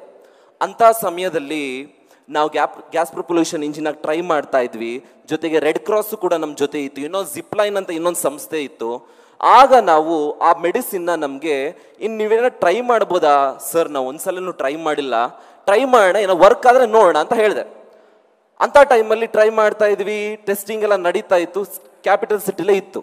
ಅದೇ ಟೈಮ್ಗೆ ನ್ಯೂಂಬಾ ಅಂತ ಒಂದು ಹುಡುಗಿ ಹೆಸರು, ಕೈ ಇಲ್ಲ ಆ ಹುಡುಗಿಗೆ, ಬುಡಕಟ್ಟು ಜನಾಂಗದ ಹುಡುಗಿ. ಅವ್ರ ಅಪ್ಪ ಅಮ್ಮನೂ ಬುಡಕಟ್ಟು ಜನಾಂಗ. ಎಂಥ ಬುಡಕಟ್ಟು ಜನಾಂಗ ಅಂದರೆ ಮೈ ಮೇಲೆ ಬಟ್ಟೆ ಹಾಕಲ್ಲ ಅವರು, ಸೊಂಟದಿಂದ ಕೆಳಗೆ ಮಾತ್ರ ಬಟ್ಟೆ ಹಾಕ್ತಾರೆ, ಅದ್ರ ಮೈ ಮೇಲಿಂದ ಬಟ್ಟೆ ಹಾಕಲ್ಲ. ಅಂಥ ಟೈಮಲ್ಲಿ ಆ ಹುಡುಗಿಗೆ ಹಾವು ಕಚ್ಚಿದೆ ಅಂತ ಮಿನಿಸ್ಟ್ರಿ ಆಫ್ ಹೆಲ್ತ್ ಕೇರಿಗೆ ಕಾಲ್ ಬಂದು 3 ನಿಮಿಷ ಕಳೆದೋಗಿದೆ ನಮಗೆ ವಿಷಯ ಬಂದು ತಲುಪೋಷ್ಟರಲ್ಲಿ. ನಾವೆಲ್ಲ ರೆಡಿ ಮಾಡಿ ಇಟ್ಕೊಂಡಿದ್ವಿ ಟೆಸ್ಟಿಂಗ್ ಮಾಡೋದಕ್ಕೆ. ಮೆಡಿಸಿನ್ ತಂದುಕೊಟ್ರು, ಮೆಡಿಸಿನ್ ಅಟ್ಯಾಚ್ ಮಾಡಿದ್ವಿ. ಅಟ್ಯಾಚ್ ಮಾಡಿಬಿಟ್ಟು ಬೈ ರಸ್ತೆ ತೊಗೊಂಡೋದ್ರೆ, ರೋಡ್ ತೊಗೊಂಡೋದ್ರೆ 10 ಗಂಟೆ ಹಿಡಿಯುತ್ತೆ. ಎಷ್ಟು ಗಂಟೆ ಹಿಡಿಯುತ್ತೆ? ಇವತ್ತು ನಾನು ಮುಂಬೈಯಿಂದ I flew to here, air ರೂಟಲ್ಲಿ ಬಂದೆ. ಏರ್ ರೂಟಲ್ಲಿ ಬಂದರೆ ಈಸಿ, ರೋಡಲ್ಲಿ ಹೋದ್ರೆ ಹಿಂಗೆ ಬಳಸ್ಬೇಕು. ಅದೇ ರೀತಿ ಡ್ರೋನಲ್ಲಿ ಒಂದು ಲೈನ್, ಸ್ಟ್ರೈಟ್ ಲೈನ್ ಹೇಳಿದ್ರೆ ಏರ್ ರೂಟಲ್ಲಿ ಹತ್ರ ಆಗುತ್ತೆ, ಅಂದ್ರೆ ಸ್ಪೀಡಾಗಿ ಹೋಗುತ್ತೆ. ಗ್ಯಾಸ್ ಪ್ರೊಪಲ್ಯೂಷನ್ ಇಂಜಿನ್ಗೆ ಅಟ್ಯಾಚ್ ಮಾಡಿದ್ವಿ ಮೆಡಿಸಿನ್ನ. 10 ಗಂಟೆ ಹಿಡಿತಾ ಇತ್ತು. ಟೈಮ್ ನೋಡ್ತಾ ಇದೀವಿ, tick tick tick tick tick ಅಂತ ಓಡ್ತಾನೆ ಇದೆ. ನಮ್ಗೆ ಗೊತ್ತಿಲ್ಲ ಏನು ಮಾಡ್ಬೇಕಂತ. ಟ್ರೈ ಮಾಡೋಣ, ಬದುಕಿದ್ರೆ ಬದುಕಲಿ, ಚಾನ್ಸ್ ಅಲ್ವಾ, ತಗೊಳ್ಳೋಣ ಅಂತ ಹೋಗ್ತಾ ಇತ್ತು. We tried. 10 ಗಂಟೆ ಹಿಡಿಯೋ ಸಮಯನ ಕೇವಲ 9 ನಿಮಿಷದಲ್ಲಿ ಆ ಮೆಡಿಸಿನ್ ಅಲ್ಲಿಗೆ ತಲುಪಿಸಿ ಆ ಹುಡುಗಿ ಪ್ರಾಣ ಅವತ್ತು ಉಳಿಸಿದ್ವಿ. ಆ ಹುಡುಗಿ ಪ್ರಾಣ ಅವತ್ತು ಉಳಿಸಿದ್ಮೇಲೆ ಆ ಹುಡುಗಿ ಅಪ್ಪ ಅಮ್ಮ ಆ ಹುಡುಗಿ ನನ್ನ ಹತ್ರ ಬಂದು ನನ್ನ ತಪ್ಕೊಂಡ್ರು. ಆ ಅಮ್ಮ ಮೈ ಮೇಲೆ ಬಟ್ಟೆ ಹಾಕಿರಲಿಲ್ಲ. ನನಗೇನು ಅನಿಸಿಲ್ಲ, ನನ್ನ ತಾಯಿ ಫೀಲಿಂಗ್ ಬಂತಷ್ಟೇ. ನನಗೆ ಎಲ್ಲ ಅವಾರ್ಡ್ ಗೆದ್ದಾಗಲಿ, ಲಕ್ಷಾಂತರ ರೂಪಾಯಿ ಸಂಬಳ ಕೊಡ್ತೀನಿ ಅಂದಾಗಲೂ ಅಷ್ಟು ಖುಷಿ ಆಗಲಿಲ್ಲ. ಯಾಕೆ ಖುಷಿ ಆಯಿತು ಗೊತ್ತಾ? ಅದು ಬೇರೆನೇ ಆನಂದ, ಅದು ಗೊತ್ತಿರೋರ್ಗೆ ಮಾತ್ರ ಗೊತ್ತಾಗುತ್ತೆ. ಒಂದು ಜೀವನ ಉಳಿಸಿ ಆ ಜೀವನ ಕಣ್ಣಿಂದ ನೋಡ್ತಿರಲ್ಲ, ಅದು ನಿಮಗೆ 1 ಕೋಟಿ ಸಂಪಾದನೆ ಮಾಡಿದ್ರು ಬರಲ್ಲ ಅಂತ ಹೇಳಲಿಕ್ಕೆ ಇಷ್ಟಪಡ್ತೇನೆ. ಅವತ್ತು ಏನು ಒಂದು ಜೀವ ಆಯಿತು, ಇವತ್ತು ಅದು ಆ ಖಂಡ ಪೂರ್ತಿ 12,000 ಜೀವ ಆಗಿ ಬದುಕಿವೆ. ಎಷ್ಟು ಸಾವಿರ ಜೀವ? ಏನು ಮಾಡಿಲ್ಲ. ಕ್ಯಾಮ್ರಾ ಬದಲು ಕ್ಯಾಮ್ರಾ ಜಾಗದಲ್ಲಿ ನಾವು ಮೆಡಿಸಿನ್ ಇಟ್ವಿ, ಸ್ವಲ್ಪ ದೊಡ್ಡ ಡ್ರೋನ್ ಬಳಸಿ. ಹೌದಾ? ನಮಗೆ ಏನು ಆಸೆ ಇದೆ ಅಂದರೆ, ಇದೇ ನಮ್ಮ ಬೆಂಗಳೂರಿನಲ್ಲಿ ಆರ್ಗನ್ಸ್ ತಗೊಂಡೋಗ್ತಾರೆ ಹಾಸ್ಪಿಟಲಿಂದ ಏರ್ಪೋರ್ಟ್ಗೆ, ಏರ್ಪೋರ್ಟಿಂದ ಮತ್ತೊಂದು ಕಡೆಗೆ ಟ್ರಾಫಿಕ್ ಫ್ರೀ ಮಾಡ್ತಾರೆ, ಊರವ್ರಿಗೆಲ್ಲವ್ರಿಗೆಲ್ಲ ತೊಂದರೆ ಕೊಡ್ತಾರೆ. ಅದನ್ನೇ ನಾವು ಡ್ರೋನ್ನ ಬಳಸಿ BGS ಗ್ಲೋಬಲ್ ಹಾಸ್ಪಿಟಲಿಂದ ಏರ್ಪೋರ್ಟ್ಗೆ ಕೇವಲ 7.5 ನಿಮಿಷದಲ್ಲಿ ನಾವು ಆರ್ಗನ್ನ ಸಪ್ಲೈ ಮಾಡ್ಬೋದು. 7.5 ನಿಮಿಷ ತಗೊಳುತ್ತಷ್ಟೇ. ನನಗಿಷ್ಟೆಲ್ಲ ಐಡಿಯಾ ಹೆಂಗೆ ಬಂತು? ನನಗೆ ಮಾತಾಡ್ಲಿಕ್ಕೆ ಇಂಗ್ಲೀಷು ಬರ್ತಿರ್ಲಿಲ್ಲ. ಹೆಂಗೆ ಮಾತಾಡೋದು, ಯಾಕೆ ನಾನು ಇಂಗ್ಲೀಷ್ನ ಐ ಲರ್ನ್ ಇಂಗ್ಲೀಷ್ ಬಿಕಾಸ್ ನನ್ನಲ್ಲಿರೋ ನಾಲೆಡ್ಜ್ನ ವೆಸ್ಟರ್ನ್ ಕಮ್ಯುನಿಟಿಗೆ ರೀಚ್ ಮಾಡಬೇಕು ಅಂತ ಒಂದೇ ಒಂದು ಕಾರಣಕ್ಕೆ ನಾನು ಇಂಗ್ಲೀಷ್ ಕಲಿತೆ. ಈಗ ಫಸ್ಟು ಯಾರಾದರೂ ನಾನು ಕೇಳಿದ್ರೆ ಜೀವನದಲ್ಲಿ ಏನು ಕಲಿಬೇಕು ಅಂದರೆ, ನೀವು ಯಾವ ಭಾಷೆಯಲ್ಲಾದರೂ ಕಲೀರಿ, ಇಟಾಲಿಯನಲ್ಲಿ ಕಲೀಲಿ, ಸ್ಪ್ಯಾನಿಷಲ್ಲಿ ಕಲೀರಿ, ಯಾವ ಭಾಷೆಯಲ್ಲಾದರೂ ಕಲೀರಿ, ಫಸ್ಟ್ ಗೇನ್ ಮಾಡಬೇಕಾಗಿರೋದು ನಾಲೆಡ್ಜ್ನ ಗೇನ್ ಮಾಡಬೇಕು. ಏನನ್ನ ಗೇನ್ ಮಾಡಬೇಕು? ಆಮೇಲೆ ನಿಮಗೆ ಹಸಿವಿದ್ರೆ, ನಿಮ್ಗೆ ಏನಾದ್ರು ಮಾಡ್ಬೇಕಂತ ಛಲ ಇದ್ರೆ, ಯಾವ ಭಾಷೆಗೆ ಬೇಕು ಆ ಭಾಷೆಗೆ ಕಲ್ತ್ಕೊಂಡು ಅದನ್ನು ತರ್ಜುಮೆ ಮಾಡ್ಕೋಬೋದು. ನಾನೊಮ್ಮೆ ಸ್ಪೇನಲ್ಲಿ ಕನ್ನಡದಲ್ಲಿ ಎಕ್ಸ್ಪ್ಲೈನ್ ಮಾಡಿ ಅವಾರ್ಡ್ ಗೆದ್ದೆ. ಹೆಂಗೆದ್ದೆ ಅಂತ ಕೇಳ್ತೀರಾ? ಟ್ರಾನ್ಸ್ಲೇಟರ್ ಇದ್ರು, ನಾನು ಕನ್ನಡದಲ್ಲಿ ಎಕ್ಸ್ಪ್ಲೈನ್ ಮಾಡ್ತಾ ಇದ್ದೆ, ಟ್ರಾನ್ಸ್ಲೇಟರ್ ಇಂಗ್ಲೀಷಲ್ಲಿ ಹೇಳ್ತಾ ಇದ್ರು. ನನಗೆ ಯಾಕೆ ಸ್ಫೂರ್ತಿ ಬಂತು ಅಂದರೆ, ನಾನು ಜಪಾನಲ್ಲಿ ವಿನ್ ಆದಾಗ ಜಾಪನೀಸಲ್ಲಿ ಎಕ್ಸ್ಪ್ಲೈನ್ ಮಾಡಿದ್ರು, ಅಲ್ಲಿ ಟ್ರಾನ್ಸ್ಲೇಟರ್ ಇದ್ರು. ದಾಟ್ ಇನ್ಸ್ಪೈರ್ಡ್ ಮಿ ಅ ಲಾಟ್. ಅದು ನನಗೆ ಇನ್ಸ್ಪೈರ್ ಮಾಡ್ತು. ಯಾಕೆ ನಮ್ಮ ಭಾಷೆನಿಗೂ ಯಾಕೆ ಒಂದು ಅಂತಾರಾಷ್ಟ್ರೀಯ ಒಂದು ಟಚ್ ಕೊಡಬಾರ್ದು, ಅದು ವಿಜ್ಞಾನ ಕ್ಷೇತ್ರದಲ್ಲಿ ಯಾಕೆ ಕೊಡಬಾರ್ದು ಅಂತ ನನಗೆ ಒಂದು ಕ್ಯೂರಿಯಾಸಿಟಿ ಬಂತು. ಅವರೆಲ್ಲ ಬಂದು ನಮ್ಮ ಇಲ್ಲಿ ದಾಂಗುಡಿ ಇಡ್ತಾ ಇದ್ದಾರೆ, ನಾವು ಯಾಕೆ ಮಾಡಬಾರ್ದು ಅಂತ ನನಗೊಂದು ಕ್ಯೂರಿಯಾಸಿಟಿ ಬಂತು. ಅದಕ್ಕೋಸ್ಕರ ಶುರು ಮಾಡಿದೆ. ನಾನು ಊರಲ್ಲಿ ಬೆಳಿಬೇಕಾದ್ರೆ ನಾನು ಏನಾದರೂ ಐಡಿಯಾಸ್ ಹೇಳಿದ್ರೆ, ಡ್ರೋನ್ನ ಬಳಸಿ ಹಂಗೆ ಮಾಡ್ತೀನಿ, ನನ್ನ ಡ್ರೋನ್ ಅನ್ನೋ ವರ್ಡ್ ಗೊತ್ತಿರಲಿಲ್ಲ ಬಿಡಿ ಚಿಕ್ಕ ವಯಸ್ಸಲ್ಲಿದ್ದಾಗ. I want to build something which has to fly ಅಂತ. ಏನಂತ? Something which has to fly. ಊರಲ್ಲಿ ಕುರಿಗಳನ್ನ ಮತ್ತು ದನಗಳನ್ನ ಅಟ್ಕೊಂಡೋಗಿ ಒಂದು ಬಂಡೆಯಿಂದ ಆ ಕಡೆಗೆ ಅಟ್ಬಿಟ್ಟು, ಬ್ಯಾಲ್ದಣ್ಣು ಗೊತ್ತಾ ನಿಮಗೆ? ವೆರಿ ಗುಡ್, ಪರವಾಗಿಲ್ಲ, ಜೀವನ ಸಾರ್ಥಕ ಆಯಿತು ನನಗೆ. ಆ ಬ್ಯಾಲ್ದಣ್ಣ ಒಡೆದು ಆ ಬ್ಯಾಲ್ದಣ್ಣ ಕಿತ್ಕೊಂಡು ಆ ಗುಡ್ಡದ ಮೇಲೆ ಮಲ್ಕೊಂಡು ಹದ್ದಾರಾಡುತ್ತೆ ಗೊತ್ತಾ? ಹದ್ದಾರಾಡೋದನ್ನ ನೋಡ್ತಾ ಇದ್ದೆ ಚಿಕ್ಕ ವಯಸ್ಸಿಂದ. ನೋಡ್ತಾ ನೋಡ್ತಾ ನೋಡ್ತಾ ನನಗೂ I want to build something which has to fly. ಭೂಮಿನ ಎಲ್ಲ ನೆಲದ ಮೇಲಿಂದ ನೋಡಿದ್ದೀನಿ, ಮೇಲಿಂದ ನೋಡ್ಬೇಕಲ್ಲ. ಐ ವಾಂಟ್ ಟು ಸಿ ಮೇಲಿಂದ ಹೆಂಗೆ ಕಾಣುತ್ತೆ, ನಾನು ಹುಟ್ಟಿದಂಥ ಹಳ್ಳಿ ಹೆಂಗೆ ಕಾಣ್ಬೋದು ಅಂತ ಕ್ಯೂರಿಯಾಸಿಟಿ ನನಗೆ. ಆ ಕ್ಯೂರಿಯಾಸಿಟಿ ಹಂಗೆ ಉಳ್ಕೊಳ್ತಾ ಹೋಯ್ತು. ದೆನ್ ಹೆಂಗೋ ಲೈಕ್ ಪಾಠ ಮಾಡಿಕೊಂಡು ಸ್ಕೂಲಿಂಗ್ ಮುಗಿಸ್ದೆ. ದೆನ್ ಐ ಜಾಯಿನ್ ಮದ್ದೂರಲ್ಲಿರುವಂಥ ಭಾರತೀಯ ಎಜುಕೇಷನ್ ಟ್ರಸ್ಟ್ಗೆ ಸೇರಿಕೊಂಡೆ ಓದಲಿಕ್ಕೆ, ನನ್ನ ಒಂದು PU ಮಾಡಲಿಕ್ಕೆ. ನೀವೆಲ್ಲ PU ವಿದ್ಯಾರ್ಥಿಗಳು ಅಂತ ಭಾವಿಸಿದ್ದೇನೆ ಅಲ್ವಾ? Very good. ಆ PU ಮಾಡಲಿಕ್ಕೆ ನಾನು ಹೋಗ್ಬೇಕಾದ್ರೆ then started my real work. ನನ್ನ ರಿಯಲ್ ವರ್ಕ್ನ ನಾನು ಸ್ಟಾರ್ಟ್ ಮಾಡಿದ್ದೆ ಅವಾಗ. ಏನು ಮಾಡ್ತಾ ಇದ್ದೆ ಗೊತ್ತಾ? ಕಾಲೇಜ್ಗೆ ಹೋಗ್ತಾ ಇರಲಿಲ್ಲ. I am not a topper in a school, I am not a topper in a college, but I am topper in my life ಅಂತ ಹೇಳಲಿಕ್ಕೆ ನನಗೆ ಬಹಳ ಸಂತೋಷ ಆಗುತ್ತೆ. ನನ್ನ ಜೀವನದಲ್ಲಿ ನಾನೇ ಟಾಪರ್. ಎಲ್ಲದಕ್ಕಿಂತ ಹೆಚ್ಚಾಗಿ ನಾನು ಅಲ್ಲಿ ಕಾಲೇಜಿಗೆ ಹೋಗಿ ಬರ್ತಾ ಇದ್ದೆ. ಕಾಲೇಜ್ಗೆ ಹೋಗಿಗಿಂತ ಅಲ್ಲಿ ಸೈಬರ್ ಕೆಫೆ, ಈಗೆಲ್ಲ ಮೊಬೈಲ್ ಬಂದಿದೆ, ಲ್ಯಾಪ್ಟಾಪ್ ಬಂದಿದೆ, ನೋಬಡಿ ಈಸ್ ಗೋಯಿಂಗ್ ದೇರ್, ಮುಚ್ತಾ ಬರ್ತಾ ಇದ್ದಾರೆ. ಆಗ ನನಗೆ ಸೈಬರ್ ಕೆಫೆನೇ ದೇವಾಲಯಗಳು. ಸೈಬರ್ ಕೆಫೆಗೆ ಹೋಗಿ ಬ್ರೌಸ್ ಮಾಡ್ತಾ ಇದ್ದೆ. ಆ ಬ್ರೌಸ್ ಮಾಡೋಕ್ಕೆ 20 ರೂಪಾಯಿ ಬೇಕಾಗಿತ್ತು ಗಂಟೆಗೆ. ಎಷ್ಟು ಬೇಕು? 20 ರೂಪಾಯಿ ಬೇಕಾಗಿತ್ತು. ಆ 20 ರೂಪಾಯಿ ತಗೊಳ್ಳೋಕೆ ನನ್ನ ಹತ್ರ ನಮ್ಮ ತಂದೆ ಕೊಡೋ ಶಕ್ತಿ ಇಲ್ಲ, ಎಲ್ಲಿಂದ ಇಸ್ಕೊಳ್ಳಿ ನಾನು? ಅಲ್ಲೇ ಪಕ್ಕದಲ್ಲಿ ಒಂದು ಹಣ್ಣು ಅಂಗಡಿ ಇತ್ತು, ಹಣ್ಣು ಅಂಗಡಿಲಿ ಕಸ ಗುಡಿಸಿ ಒರೆಸಿ ಜೊತೆಗೆ ಬಂದು ಸೈಬರ್ ಕೆಫೆಲಿ ಕಸ ಗುಡಿಸಿ ಒರೆಸಿದ್ರೆ 2.5 ಗಂಟೆ ಎಕ್ಸ್ಟ್ರಾ ಕೊಡೋನು. ಆ ದುಡ್ಡನ್ನ ತಂದು ಡೈಲಿ ಕಸ ಗುಡಿಸೋದು, ಒರೆಸೋದು, ಆ ದುಡ್ಡನ್ನ ತಂದು ಸೈಬರ್ ಕೆಫೆ ಕಟ್ಟೋದು, ಬ್ರೌಸ್ ಮಾಡೋದು. ಫಸ್ಟ್ ಓಪನ್ ಮಾಡಿದೆ ಗೂಗಲ್ ಓಪನ್ ಮಾಡಿದೆ. Then I gone for NASA website, Boeing website, Airbus website, Japanese space agency website, Russian space agency website, ISRO website, DRDO ವೆಬ್ಸೈಟ್ಗೆ ಹೋಗಿ ಏನು ಮಾಡಿದ್ರಿ ಸರ್ ಅಂತ ಕೇಳ್ಬೋದು. ನಾನೇನು ಮಾಡಿದೆ ಅಂದರೆ, ಆ ವೆಬ್ಸೈಟಲ್ಲಿ ಪರ್ಟಿಕ್ಯುಲರ್ ಡಿಪಾರ್ಟ್ಮೆಂಟ್ಗೆ ಹೋಗಿ ಆ ಡಿಪಾರ್ಟ್ಮೆಂಟಲ್ಲಿರೋ ಸೈಂಟಿಸ್ಟ್ಗಳು, ಪ್ರೊಫೆಸರ್ ಹೆಸರುಗಳು ನೋಡಿ ಅಲ್ಲಿ ಕೆಳಗಡೆ ಇರೋ ಮೇಲ್ ID ನ ತೆಗೆದು ನನಗೆ ಏನು ಡೌಟ್ಸ್ ಬರುತ್ತೆ ಆ ಡೌಟ್ಸ್ನ ನಾನು ಅವ್ರಿಗೆ ಕ್ವಶನ್ ಕೇಳ್ತಾ ಇದ್ದೆ. ಈ ಥರ ಡೌಟ್ಸ್ ಇದ್ರೆ ಸಾಲ್ವ್ ಮಾಡಿ. ನನಗೆ ಇಂಗ್ಲೀಷು ಬರ್ತಾ ಇರಲಿಲ್ಲ. ಕೆಲವೊಂದ್ಸಲ ನಾನು ನಾಸಾ ಪ್ರೊಫೆಸರ್ಗೆ ಏನಾದರೂ ಮೆಸೇಜ್ ಮಾಡಿದ್ರೆ ಏನಂತ ರಿಪ್ಲೈ ಬರ್ತಾ ಇತ್ತು ಗೊತ್ತಾ? ಕರೆಕ್ಟ್ ಇವರ್ ಬಟ್ಲರ್ ಇಂಗ್ಲೀಷ್ ಅಂತ ಮಾಡ್ತಾ ಇದ್ರು ನನಗೆ. ಹೇಳ್ತಾರೆ ಕೆಲವರು ಜೀವನದಲ್ಲಿ ಮೊಬೈಲ್ ಯೂಸ್ ಮಾಡಬೇಡಿ ಅಂತ. ನಾನು ಹೇಳ್ತೀನಿ ಮೊಬೈಲ್ ಯೂಸ್ ಮಾಡಿ ಅಂತ ಹೇಳ್ತೇನೆ. ಮೊಬೈಲ್ ಯೂಸ್ ಮಾಡಬೇಕು, ಅದನ್ನ ಸರಿಯಾದ ರೀತಿಯಲ್ಲಿ ಬಳಸಬೇಕಂತ ಹೇಳ್ತೇನೆ. ಹೇಗೆ ಬಳಸಬೇಕು ಮೊಬೈಲ್ನ? ಮೊಬೈಲಲ್ಲಿ ನೀವು ಚಾಟಿಂಗ್ ಎಲ್ಲ ಮಾಡೋಕೆ ಕಲಿಬೇಕಾಗಿರೋದು, ಮೇಲಿಂಗ್ ಹೆಂಗೆ ಮಾಡೋದು ಅಂತ ಕಲ್ತ್ಕೋಬೇಕು. ಏನು ಕಲಿಬೇಕು? ಮೇಲ್ ಹೆಂಗೆ ಮಾಡೋದು, ಹೆಂಗೆ ಗ್ರೀಟಿಂಗ್ಸ್ ಹಾಕೋದು, ಹೆಂಗೆ ಗುಡ್ ಮಾರ್ನಿಂಗ್ ಹಾಕೋದು, ಗುಡ್ ಮಾರ್ನಿಂಗ್ ಹಾಕಿ ಹೆಂಗೆ ಎಕ್ಸ್ಪ್ಲೇಷನ್ ಕೊಟ್ಕೊಂಡು ಹೋಗೋದು, ನಿಮ್ಗಿರುವಂಥ ಡೌಟ್ಸ್ನ ಮೇಲ್ ಮಾಡೋದು ಕಲ್ತ್ಕೋಬೇಕು. ಚಾಟಿಂಗ್ ಅಲ್ಲ, ಕೂತ್ಕೊಂಡು 1-2 ನಿಮಿಷ ಫೋನಲ್ಲಿ ಮಾತಾಡಿ. ಸೋಷಿಯಲ್ ಮೀಡಿಯಾ ಯೂಸ್ ಮಾಡಿ ಅಂತ ಹೇಳ್ತಾನೆ, 1 ಅವರ್ ಯೂಸ್ ಮಾಡಿ. ಉಳಿದಿದ್ದ ಸಮಯ ನಿಮ್ಗೆ ಏನು ಡೌಟ್ಸ್ ಬರುತ್ತೋ ಅದನ್ನು ಸಾಲ್ವ್ ಮಾಡ್ಕೊಳ್ಳಿ. ಟುಡೇ ಜಗತ್ತಿನಲ್ಲಿರುವಂಥ ಎಷ್ಟೋ ಅನ್ರೀಚಬಲ್ ಬಿಸ್ನೆಸ್ಗಳು, 70 to 80% ಬಿಸ್ನೆಸ್ಗಳು ಬೂಮ್ ಆಗಿರೋದು ಇನ್ಸ್ಟಾಗ್ರಾಮ್ ಮತ್ತು ಫೇಸ್ಬುಕ್ ಮೇಲೆ. ಬೂಮ್ ಆಗ್ತಾ ಆ ಥರ ವಿಷಯಗಳಿಗೆ ಬಳಸ್ಕೊಳ್ಳಿ. ನಿಮ್ಮ ತಂದೆ ಬೆಳೆಯುವಂಥ ಒಂದು ಬೆಳೆನ ಒಂದು ಇಂಟರ್ನ್ಯಾಷನಲ್ ಮಾರ್ಕೆಟ್ ತರಬೇಕು. ಅದಕ್ಕೆ ನೀವು ತಂದೆ ಬೆಳೆಯುವಂಥ ಒಂದು ಏನೋ ಒಂದು ಮತ್ತೊಂದು ಬೆಳೆನ ಅದಕ್ಕೆ ಇನ್ನೊಬ್ರಿಗೆ ಯಾರಿಗೋ ತಲುಪಿಸ್ಬೇಕು. ಆ ಥರ ರೀತಿಲಿ ಯೋಚನೆ ಮಾಡಿ. ವರ್ಲ್ಡ್ ಈಸ್ ಟೂ ವೈಡ್, ತುಂಬ ದೊಡ್ಡದಾಗಿದೆ ಪ್ರಪಂಚ. ಬ್ರಾಡ್ ಮೈಂಡೆಡ್ ಆಗಿ ಇಟ್ಕೊಳ್ಳಿ. 2 ಲಿಸ್ಟ್ ಮಾಡಿ ಜೀವನದಲ್ಲಿ. Waste people, useful people. Waste people ಏನಂದ್ರೆ ಜೀವನ ಪೂರ್ತಿ ಬೇರೆಯವ್ರ ಕಥೆನೇ ಮಾತಾಡ್ತಾರೆ. ಯೂಸ್ಫುಲ್ ಪೀಪಲ್ ಯಾವಾಗಲೂ ನಿಮ್ಗೆ ಯೂಸ್ ಆಗೋದು ಮಾತಾಡ್ತಾರೆ. ಅಂದ್ರೆ ಅವ್ರಿಗೇನು ರೆಸ್ಪೆಕ್ಟ್ ಕೊಡಬೇಡಿ ಅಂತಲ್ಲ, ಮರ್ಯಾದೆ ಕೊಡಿ, ನಮಸ್ಕಾರ ಅಂದ್ಬಿಟ್ಟು ಬರ್ತಾ ಇರಿ. ಟೈಮ್ ವೇಸ್ಟ್ ಮಾಡಬೇಡಿ, ಟೈಮ್ ವೇಸ್ಟ್ ಮಾಡಬೇಡಿ. ನಮ್ಮ ದೇಶದಲ್ಲಿ ದೊಡ್ಡ ಒಂದು ಪ್ರಾಬ್ಲಮ್ ಅಂದ್ರೆ ಕರಪ್ಷನ್ ಅಲ್ಲ, ಲೇಜಿನೆಸ್. ಏನೋ ಲೇಜಿನೆಸ್, ಸೋಂಬೇರಿತನನೇ ನಮ್ಮ ದೇಶದ ದೊಡ್ಡ ಕರಪ್ಷನ್. ನನ್ ಕೇಳಿದ್ರೆ ಬೇರೆ ದೇಶದಲ್ಲಿ ಇಲ್ವಾ ಕರಪ್ಷನ್? ಇದೆ, ಬಟ್ ನಮ್ಮ ದೇಶದಲ್ಲಿ ಸ್ವಲ್ಪ ದೊಡ್ಡ ದೊಡ್ಡ ತಿಮಿಂಗ್ಲಗಳಿವೆ, ಅಲ್ಲಿ ಸ್ವಲ್ಪ ಸಣ್ಣ ಸಣ್ಣ ತಿಮಿಂಗ್ಲಗಳು ಅಷ್ಟೇ ಡಿಫ್ರೆನ್ಸು. ಅಲ್ಲಿ ಸ್ವಲ್ಪ ತಗೋತಾರೆ. ಎಲ್ಲಾ ದೇಶದಲ್ಲೂ ಕರಪ್ಷನ್ ಅನ್ನೋದಿದೆ, ಅದನ್ನ ಇದು ಮಾಡೋಕ್ಕೆ ಆಗಲ್ಲ. ಸ್ಟೂಡೆಂಟ್ಸ್ಗೆ ಇನ್ನೊಂದೇನು ಹೇಳ್ತೀನಿ, ಪೊಲಿಟಿಕ್ಸ್ಗೆ ಇನ್ವಾಲ್ವ್ ಆಗಬೇಡಿ. ನಿಮ್ಗೆ ಯಾಕೆ ಪೊಲಿಟಿಕ್ಸು? ಪೊಲಿಟಿಕ್ಸ್ ಯಾಕೆ ನಿಮಗೆ? ನೀವು ಮಾಡಬೇಕಾಗಿರೋ ಕೆಲಸದ ಬಗ್ಗೆ ನಿಮ್ಗೆ ಗಮನ ಕೊಡಿ. ಯಾಕೆ ಬೇರೆಯವ್ರ ಮನೆ ವಿಚಾರ ನಿಮಗೆ? ನೀವು ಬೆಳೆಯೋ ತನಕ don't get in to any controversy ಅಂತ ಹೇಳಲಿಕ್ಕೆ ಇಷ್ಟಪಡ್ತೇನೆ. ಯಾವುದೇ ಕಾಂಟ್ರವರ್ಸಿಗೂ ತಲೆ ಹಾಕ್ಬೇಡಿ. ಜಾನಿ ಡೆಪ್ ಗೊತ್ತಾ ನಿಮಗೆ? Pirates of the Caribbean meet ಮಾಡಿದ್ದೀರಾ? ನಾನು ಮೀಟ್ ಮಾಡಿದ್ದೇನೆ. ಏನು ಹೇಳಿದ್ರು ಗೊತ್ತಾ? ಪ್ರಪಂಚದಲ್ಲಿ ಬೆಸ್ಟ್ ಬಿಸ್ನೆಸ್ ಯಾವುದು ಅಂತ ಅವ್ರದೇ ವರ್ಡ್ ಅದು.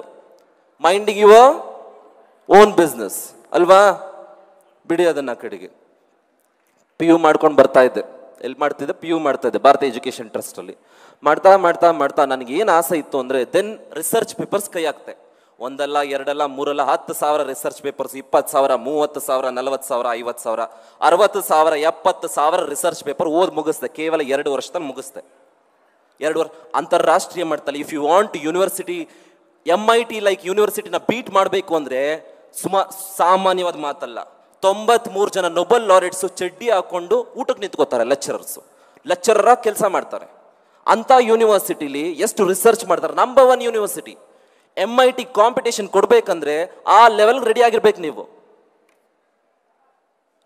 ನಾನು ಹೇಳ್ತಾ ಇರೋದು ಎಲ್ಲಾ ವಿಷಯ ತಿಳ್ಕೊಬೇಕಂತಲ್ಲ, ನೀವು ಏನ್ ಇಂಟ್ರೆಸ್ಟ್ ಇದೆ ಆ ವಿಷಯದಲ್ಲಿ ಸ್ಪೆಷಲೈಸೇಷನ್ ಹೊಂದಬೇಕಂತ ಹೇಳ್ತಾ ಇದ್ದೀನಿ. ಒಂದು ವಿಷಯ ಇಟ್ಕೋಬೇಕು, ಒಂದು ಟಾಪಿಕ್ ಇಟ್ಕೋಬೇಕು. ಆ ಒಂದು ಟಾಪಿಕಲ್ಲಿ ಯು ಶುಡ್ ಬಿಕಮ್ ಸ್ಪೆಷಲೈಸ್ಡ್.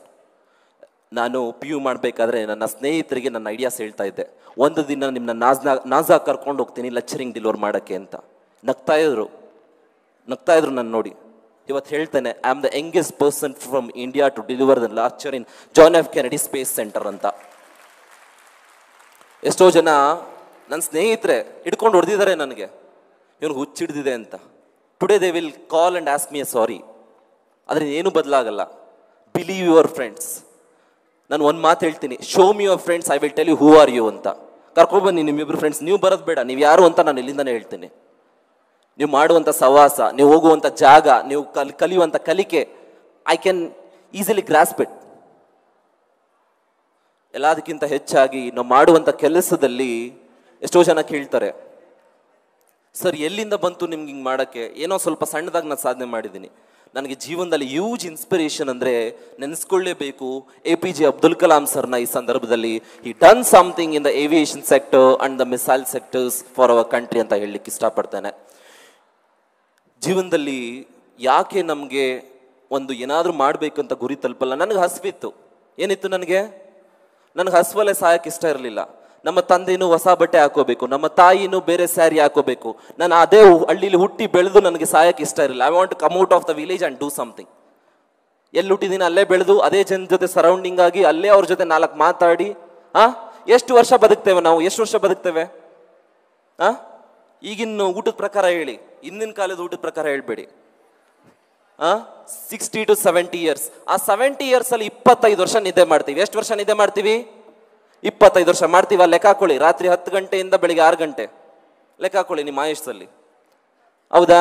25 ವರ್ಷ ನಿದ್ದೆ ಮಾಡ್ತೀವಿ. ಇನ್ನು 25 ವರ್ಷ ಬೇರೆಯವ್ರ ಕಾಲು ಎಳಿತೀವಿ. ಏನ್ ಮಾಡ್ತೀವಿ? ಬೇರೆಯವ್ರ ಕಾಲು ಎಳಿತೀವಿ. ಇಲ್ಲ ನಿಮ್ಮ ಕಾಲು ನೀವೇ ಎಳ್ಕೋತೀರಾ ಅಥವಾ ಬೇರೆಯವ್ರ ಹತ್ರ ಕಾಲು ಎಳಿಸ್ಕೋತೀರಾ? ಇನ್ನೆಷ್ಟು ವರ್ಷ ಉಳ್ಕೊಳ್ತು? ಇನ್ 20 years. ಆ 20 years ಅಲ್ಲಿ 10 years ಏನ್ ಮಾಡ್ತೀವಿ? ಏನ್ ಮಾಡೋದು ಅಂತ ಯೋಚನೆ ಮಾಡ್ತೀವಿ. ಏನ್ ಮಾಡೋಣ ಲೈಫಲ್ಲಿ ಅಂತ. ಇನ್ನೆಷ್ಟು ವರ್ಷ ಉಳ್ಕೊಂಡು? ಇನ್ 10 years. ಇನ್ 10 years ಅಲ್ಲಿ 5 years ಪ್ರಯತ್ನ ಮಾಡ್ತೀವಿ. ಇನ್ 5 years ಫೇಲ್ಯೂರ್ ಆಗ್ತೀವಿ. ಕೊನೆಗೆ ನಮ್ ಇದೆಲ್ಲ ಉಳ್ಕೊಳ್ತು ಮಾಡುವಂತ ಕೆಲಸ. ಜನ ಸತ್ ಮೇಲೂ ಮಲಗ್ತಾರಾ? ಐ ಡೋಂಟ್ ಬಿಲೀವ್ ಇನ್ 4ನೇ ಜನ್ಮ 7ನೇ ಜನ್ಮ, ಅದರಲ್ಲೆಲ್ಲ ನಂಬಿಕೆ ಇಲ್ಲ. ಹುಟ್ಟಿರೋ ಜನ್ಮದಲ್ಲಿ ಆದರೆ ಒಳ್ಳೆ ಕೆಲಸ ಮಾಡೋಣ, ಇಲ್ಲ ಜಾಗ ಖಾಲಿ ಮಾಡೋಣ ಅಂತ. ಹೌದಾ? ಕೆಲವ್ರು ಫೋನ್ ಮಾಡ್ತಾರೆ ನನಗೆ, ಓ ಪ್ರತಾಪ್ ಯಾಕೋ ಮನಸ್ಸೇ ಸರಿ ಇಲ್ಲ ಅಪ್ಪ, ಏನೋ ಬೇಜಾರು, ಏನೂ ಇಲ್ಲ ಅನ್ನಿಸ್ತಾ ಇದೆ ಲೈಫಲ್ಲಿ, ಯಾಕೋ ಮನಸ್ಸೇ ಸರಿ ಇಲ್ಲ ಅಂತ. ಅವ್ರ ಮೂಡು ಹಾಳಾಗಳಲ್ಲದೆ ನನ್ನ ಮೂಡು ಹಾಳು ಮಾಡ್ತಾರೆ. ನಾನೇನೋ ಮಾಡ್ಬೇಕಂತ ಹೊರಡ್ತಾ ಇರ್ತೀನಿ. ಬರೀ ಸಮಸ್ಯೆಗಳನ್ನ ಹೇಳ್ಕೊಂಡು ಹೋಗ್ತಾ ಇದ್ರೆ ಸೊಲ್ಯೂಷನ್ಸ್ ಎಲ್ಲಿಂದ ಅವತ್ತಿಗೆ? ಅಫ್ಕೋರ್ಸ್ ಐ ಕ್ಯಾನ್ ಅಂಡರ್ಸ್ಟ್ಯಾಂಡ್, ನಮ್ಮ ದೇಶದಲ್ಲಿ ಕರಪ್ಷನ್ ಇದೆ, ನಮ್ಮ ದೇಶದಲ್ಲಿ ಬಡತನ ಇದೆ, ನಮ್ಮ ದೇಶದಲ್ಲಿ ಕಾಲಿಳೂರಿದ್ದಾರೆ, ನಮ್ಮ ದೇಶದಲ್ಲಿ ಏನೇನೋ ಮಾಡೋರಿದ್ದಾರೆ. Still our country is the best ಅಂತ ಹೇಳಲಿಕ್ಕೆ ಇಷ್ಟಪಡ್ತೀನಿ. Still our country is the best. Nobody can beat us. If we decide something definitely we can reach some heights ಅಂತ ಹೇಳಲಿಕ್ಕೆ ಇಷ್ಟಪಡ್ತೇನೆ. ಅದನ್ನು ಮೀರಿ BSc ಬಂದೆ ನಾನು. ಎಲ್ಲಿಗೆ? ನನಗೆ ಎಲ್ರಿಗೂ ಇದ್ದಂಥ ಆಸೆ ಪ್ರಕಾರ ನನಗೂ ಟೆಕ್ನಿಕಲ್ ಕೋರ್ಸ್ ಜಾಯ್ನ್ ಆಗಬೇಕಂತ ಆಸೆ ಇತ್ತು. ನಿಮಗಿರೋ ಆಸೆ ಪ್ರಕಾರ ಮೋಸ್ಟ್ ಆಫ್ ದ ಪೀಪಲ್ಗೆ. ನನಗೂ ಒಳ್ಳೊಳ್ಳೆ ಇನ್ಸ್ಟಿಟ್ಯೂಷನ್ಸಲ್ಲಿ ಓದಬೇಕಂತ ಆಸೆ ಇತ್ತು. ಬಟ್ ನನಗೆ ಓದಂಥ ಇನ್ಸ್ಟಿಟ್ಯೂಷನ್ ನಾನು ಯಾವತ್ತೂ ಮರೆಯಲ್ಲ. ನನಗೆ ಓದಂಥ ಇನ್ಸ್ಟಿಟ್ಯೂಷನ್ನೇ ನನಗೆ ಹಾರ್ವರ್ಡ್ ಯೂನಿವರ್ಸಿಟಿ. ನನಗೆ because they thought me something. ಅದಕ್ಕೋಸ್ಕರ ನೆನೆಸ್ಕೊಳ್ಳಿಕ್ಕೆ ಇಷ್ಟಪಡ್ತೇನೆ. JSS ಕಾಲೇಜ್, ಊಟಿ ರೋಡಲ್ಲಿರೋ JSS ಕಾಲೇಜಿಗೆ ಸೇರಿದಾಗ ನನಗೆ ಆವಾಗ ನನ್ನ ಕಷ್ಟಗಳ, ನಮ್ಮ ಅಪ್ಪ ಅಮ್ಮನ್ನ ಬಿಟ್ಟು ಹೊರಗಡೆ ಬಂದಲ್ಲ, ನನ್ನ ಕಷ್ಟದ ದಿನಗಳು ನನಗೆ ಶುರುವಾಯಿತು. ನಮ್ಮ ತಂದೆ ಹತ್ರ ಊರಿಂದ ಬರಬೇಕಾದ್ರೆ ಫೀಸ್ಗೆ ಅಂತ 8,000 ರೂಪಾಯಿ ಕಟ್ಟಿದ್ದೀನಿ ಕಾಲೇಜ್ಗೆ. ಉಳಿದಿರೋದು 800 ರೂಪಾಯಿ. 800 ರೂಪಾಯಿ ಎಲ್ಲಿ ಉಳಿದಿನಿ ನಾನು? ಉಳಿಯೋಕೆ ಎಲ್ಲಿ ಜಾಗ ಇದೆ ನನಗೆ? ನನ್ನ ಲೆಕ್ಚರ್ ಕೇಳಿದೆ, ಎಲ್ಲಾರ ಒಂದು ಕಡೆ ಜಾಗ ಕೊಡಿಸಿ ನನಗೆ ಉಳಿಯೋಕ್ಕೆ ಅಂತ. ಎಲ್ಲೂ ಜಾಗ ಇಲ್ಲ. ಮತ್ತೊಬ್ರು ಕೇಳಿದೆ, ಜಾಗ ಇಲ್ಲ. 800 ರೂಪಾಯಿಗೆ ಯಾರು ಕೊಡ್ತಾರೆ ಮನೇನ? ಆಮೇಲೆ ನಮ್ಮ ಲೆಕ್ಚರರ್ಸ್ ಒಂದು ಸ್ವಲ್ಪ ದುಡ್ಡು ಕೊಟ್ಬಿಟ್ಟು ಮೈಸೂರಲ್ಲಿ ಒಂದು ಕಡೆ ಬಾಡಿಗೆಗೆ ನನಗೆ ಮನೆ ವ್ಯವಸ್ಥೆ ಮಾಡಿದ್ರು. ಕಾಲೇಜ್ಗೆ ಹೋಗಿ ಬರ್ತಾ ಇದ್ದೆ, ಬಾಡಿಗೆ ಕಟ್ಟು 1 ತಿಂಗಳಾಯಿತು. ಕಾಲೇಜ್ಗೆ ಹೋಗಿ ಬರ್ತಾ ಇದ್ದೆ, ಬಾಡಿಗೆ ಕಟ್ಟು 2 ತಿಂಗಳಾಯಿತು. ಕಾಲೇಜ್ಗೆ ಹೋಗಿ ಬರ್ತಾ ಇದ್ದೆ, ಬಾಡಿಗೆ ಕಟ್ಟು 3 ತಿಂಗಳಾಯಿತು. ಏನು ಮಾಡ್ತಾನೆ? ನಮ್ಮ ತಂದೆ ಕೇಳೋಕ್ಕೂ ನನಗೆ ಬೇಜಾರು, ದುಡ್ಡಿಲ್ಲ ಅಂತಾರೆ. ಎಲ್ಲಿಂದ ತರೋದು ಹಣನ? ನಂಗೆ 1 ರೂಪಾಯಿನೂ ಇಂಪಾರ್ಟೆಂಟು ಜೀವನದಲ್ಲಿ, 1 ರೂಪಾಯಿನೂ ಇಂಪಾರ್ಟೆಂಟು. ಅದಕ್ಕೆ ಭಾಳ ಕಷ್ಟಪಟ್ಟಿದ್ದೀನಿ ಅಂತ ಹೇಳಲಿಕ್ಕೆ ಇಷ್ಟಪಡ್ತೇನೆ. Today you will go for any pizza shop, today you will go for any burger shop, today you will go for any kind of movies to enjoy anything. ಆ ಹಣನ ಖರ್ಚು ಮಾಡಿ ನಿಮ್ಮ ತಂದೆ ಸಂಪಾದನೆ ಮಾಡಿದರೆ ನನಗೇನು ಅಭ್ಯಂತರ ಇಲ್ಲ. ನಿಮ್ಮ personal things, I don't want to interfere in anythings. ಅದನ್ನು ಖರ್ಚು ಮಾಡೋಕ್ಕಿಂತ ಮುಂಚೆ ನಿಮ್ಮ ತಂದೆ ತಾಯಿ ಅದನ್ನು ಅರ್ನ್ ಮಾಡೋಕ್ಕೆ ಎಷ್ಟು ಕಷ್ಟಪಟ್ಟಿದ್ದಾರೆ ಅಂತ ಒಮ್ಮೆ ಯೋಚನೆ ಮಾಡಿ. 1 ರೂಪಾಯಿ ಸ್ಪೆಂಡ್ ಮಾಡೋಕ್ಕೆ, 1 ರೂಪಾಯಿ ಸ್ಪೆಂಡ್ ಮಾಡೋದಕ್ಕೆ ಎಷ್ಟು ಕಷ್ಟಪಟ್ಟಿರ್ತಾರೆ, ಎಷ್ಟು ಯಾರ್ಯಾರು ಕಾಲು ಹಿಡಿದಿರ್ತಾರೆ, ಎಲ್ಲೆಲ್ಲಿ ತಲೆ ಬಗ್ಸಿರ್ತಾರೆ, ಎಲ್ಲೆಲ್ಲಿ ತಲೆ ಎತ್ತಿರ್ತಾರೆ, ಯಾರ್ಯಾರು ಮುಂದೆ ಏನೇನು ಮಾಡಿರ್ತಾರೆ ಅನ್ನೋದು ಯೋಚನೆ ಮಾಡಿ. You don't care bother about anything. ಎಲ್ಲಿಂದ ನೋಣ ಬರುತ್ತೆ, ಕಂಟ್ರಿ ಇವಾಗ ಬರುತ್ತೆ, ಎಲ್ಲ ಮಾಡ್ಕೊಂಡು ಹೋಗ್ತಿದ್ದೀವಿ ಅಂತ ಅಂದ್ಕೊಂಡಿದ್ದೀವಿ. ನಿಮ್ಮ ವೈಯಕ್ತಿಕ ವಿಷಯ ನನಗೇನು ಇದು ಒಮ್ಮೆ ಯೋಚನೆ ಮಾಡಿ ಅಂತ ಹೇಳಲಿಕ್ಕೆ ಇಷ್ಟಪಡ್ತೇನೆ. ಎಲ್ಲದಕ್ಕಿಂತ ಹೆಚ್ಚಾಗಿ ನಾನು ಯಾವಾಗ ನನಗೆ ರೂಮ್ ಬಾಡಿಗೆ ಕಟ್ಟಕ್ಕೆ ದುಡ್ಡಿರಲಿಲ್ಲ, ನಮ್ಮ ಮನೆ ಓನರ್ ನನ್ನ ತೆಗೆದು ಹೊರಗಡೆ ಹಾಕ್ಬಿಟ್ರು. ನಿಂಗಿರೋ ಜಾಗ ಎಲ್ಲ ಹೋಗಪ್ಪ ಅಂತ. ಎಲ್ಲಿ ಹೋಗ್ಲಿ ನಾನು? ಜಾಗ ಇಲ್ಲ ನನಗೆಲ್ಲೂ. ಊರಿಗೆ ಹೋದ್ರೆ ಅವಮಾನ, ಏನೋ ಮಾಡ್ತೀನಿ ಅಂತ ಬಂದ್ಬಿಟ್ಟಿದ್ದೀನಿ ನಾನು. ಯಾರ ಹತ್ರ ಹೋಗ್ಲಿ? ನೆಂಟ್ರ ಮನೆಗೆ ಹೋದ್ರೆ ಏನು ಹಸ್ಕೊಂಡಿದ್ರು ನೆಂಟ್ರ ಮನೆ ಹತ್ರ ಹೋಗ್ಬಾರ್ದು. ಹೇಳ್ತೀನಿ ಕೇಳಿಸ್ಕೊಳ್ಳಿ ನಿಮಗೆ. ಏನು ಮಾಡಬಾರ್ದು? ಹಸ್ಕೊಂಡು ನೀವು ನರಳ್ತಾ ಇದ್ರು ನೆಂಟ್ರ ಹತ್ರ ಹೋಗ್ಬಾರ್ದು. ಅದು ನೀವು ಜೀವನದಲ್ಲಿ ಕಲಿಬೇಕಾಗಿರೋ ಪಾಠ. ಒಂದು ಹೇಳ್ತೀನಿ, ಅರ್ಥ ಮಾಡ್ಕೊಳ್ಳಿ. ನಮಗೆ ಅವ್ರ ಕೈ ಹಿಡಿತಾರೆ, ಇವ್ರ ಕೈ ಹಿಡಿತಾರೆ, ಆಮೇಲೆ ಅವ್ರು ನಮ್ಮ ಸಹಾಯಕ್ಕೆ ಬರ್ತಾರೆ, ಇವ್ರು ನಮ್ಮ ಸಹಾಯಕ್ಕೆ ಬರ್ತಾರೆ, ಮೇಲಿರೋ ಸಹಾಯಕ್ಕೆ ಬರ್ತಾರೆ. ಯಾರು ಸಹಾಯ ಮಾಡಲ್ಲ ಜೀವನದಲ್ಲಿ. ಹೇಳ್ತೀನಿ ಕೇಳಿಸ್ಕೊಳ್ಳಿ. Nobody will going to help you until you reach some level. ಯಾರು ನಿಮ್ಮನ್ನ ಕರ್ಕೊಂಡು ಹೋಗಲ್ಲ. ಎಲ್ಲದಕ್ಕಿಂತ ಹೆಚ್ಚಾಗಿ ನಿಮ್ಮ ಜೀವನದ ಬಂಡಿನ ನೀವೇ ಎಳಿಬೇಕು. ಏನೋ ರೇರ್ ಕೇಸಸ್ಸು, ಯಾರೋ ಫ್ರೆಂಡ್ ಬರೋದು, ಯಾರೋ ಸಂಬಂಧಿಕರು ಬರೋದು, ಯಾರೋ ಸ್ನೇಹಿತರು ಬಂದು ನಿಮಗೆ ಕೈ ಹಿಡಿಯೋದು, ಎಲ್ಲೋ ರೇರ್ ಕೇಸಸ್ ಆಗೋದು. ಹೇಳ್ತಾರಷ್ಟೇ, ಯಾರ ಆಶ್ವಾಸನೆ ಸುಮ್ಮನೆ ಎಸ್ ಅಂತ ಇರ್ರಿ. ಏನಕ್ಕೆ? ಬಟ್ ಅದ್ರಲ್ಲಿ ನಂಬಿಕೆ ಇಟ್ಕೋಬೇಡಿ. ನಾನು ನಿಂಗೆ ಸಹಾಯ ಮಾಡ್ತೀನಪ್ಪ, okay sir, thank you sir. ನಾನು ನಿಮ್ಮ ಮೇಲೆ ಕರ್ಕೊಂಡು, thank you sir, thank you. ನಿಮ್ಮ ಪ್ರಾಜೆಕ್ಟ್ಗೆ ಹೆಲ್ಪ್ ಮಾಡ್ತೀನಿ, thank you sir, thank you. ಈಗಲೂ ನಾನು ಗೋಲ್ಡ್ ಮೆಡಲ್ಸ್ ಗೆದ್ದಿದ್ದೀನಿ. 3 ಕಂಟ್ರೀಸಲ್ಲಿ 3 ಗೋಲ್ಡ್ ಮೆಡಲ್ಸ್ ಗೆದ್ದಿದ್ದೀನಿ. ಹೌದಾ? 4 ಕಂಟ್ರೀಸಿಂದ ಯಂಗ್ ಸೈಂಟಿಸ್ಟ್ ಅವಾರ್ಡ್ ಬಂದಿದೆ. ಸ್ಟೇಟ್ ಗೌರ್ಮೆಂಟ್ ನಂಗೆ ಕ್ಯಾಶ್ ರಿವಾರ್ಡ್ ಅನೌನ್ಸ್ ಮಾಡಿದೆ. ರಿಸರ್ಚ್ಗೆ ಅಂತ ಒಂದು ಪ್ಲೇಸ್ ಕೊಡ್ತೀವಿ ಅಂತ ಹೇಳಿದೆ. ಏನೂ ಸಿಕ್ಕಿಲ್ಲ. ಬಟ್ ನನಗೆ ಬಾದರೇ ಇಲ್ಲ. ಬಟ್ ಅವರೇ ಅನೌನ್ಸ್ ಮಾಡಿಕೊಟ್ಟಿಲ್ವಲ್ಲ, ಅಲ್ಲಿ ನಂಗೆ ಬೇಸರ ಆಗುತ್ತೆ. ನಾನು ಸುರೇಶ್ ಕುಮಾರ್ ಸರ್ ಹೇಳ್ತಾ ಇದ್ರೆ ಈಗ ತಾನೆ, 15 ದಿನ 20 ದಿವಸ ಫ್ರಾನ್ಸಲ್ಲಿ ಕೆಲಸ ಮಾಡ್ತಾರೆ, 5 ದಿವಸ ಬೆಲ್ಜಿಯಮಲ್ಲಿ ಅಂತ. ಏನಕ್ಕೆ ಮಾಡ್ಬೇಕಲ್ಲಿ? ಅಲ್ಲಿ ಸರ್ಕಾರ ನಂಗೆ ಮನೆ ಕೊಟ್ಟಿದೆ, 2.5 ಕೋಟಿ ರೂಪಾಯಿ ಕಾರ್ ಕೊಟ್ಟಿದೆ, ನನಗೊಬ್ರು PA ಕೊಟ್ಟಿದ್ದಾರೆ, ನನಗಿಬ್ರು ಗನ್ಮ್ಯಾನ್ ಕೊಟ್ಟಿದ್ದಾರೆ, ಎಲ್ಲ ಕೊಟ್ಟಿದ್ದಾರೆ. ಇಲ್ಲಿ ಯಾಕೆ ಸಿಗಲ್ಲ?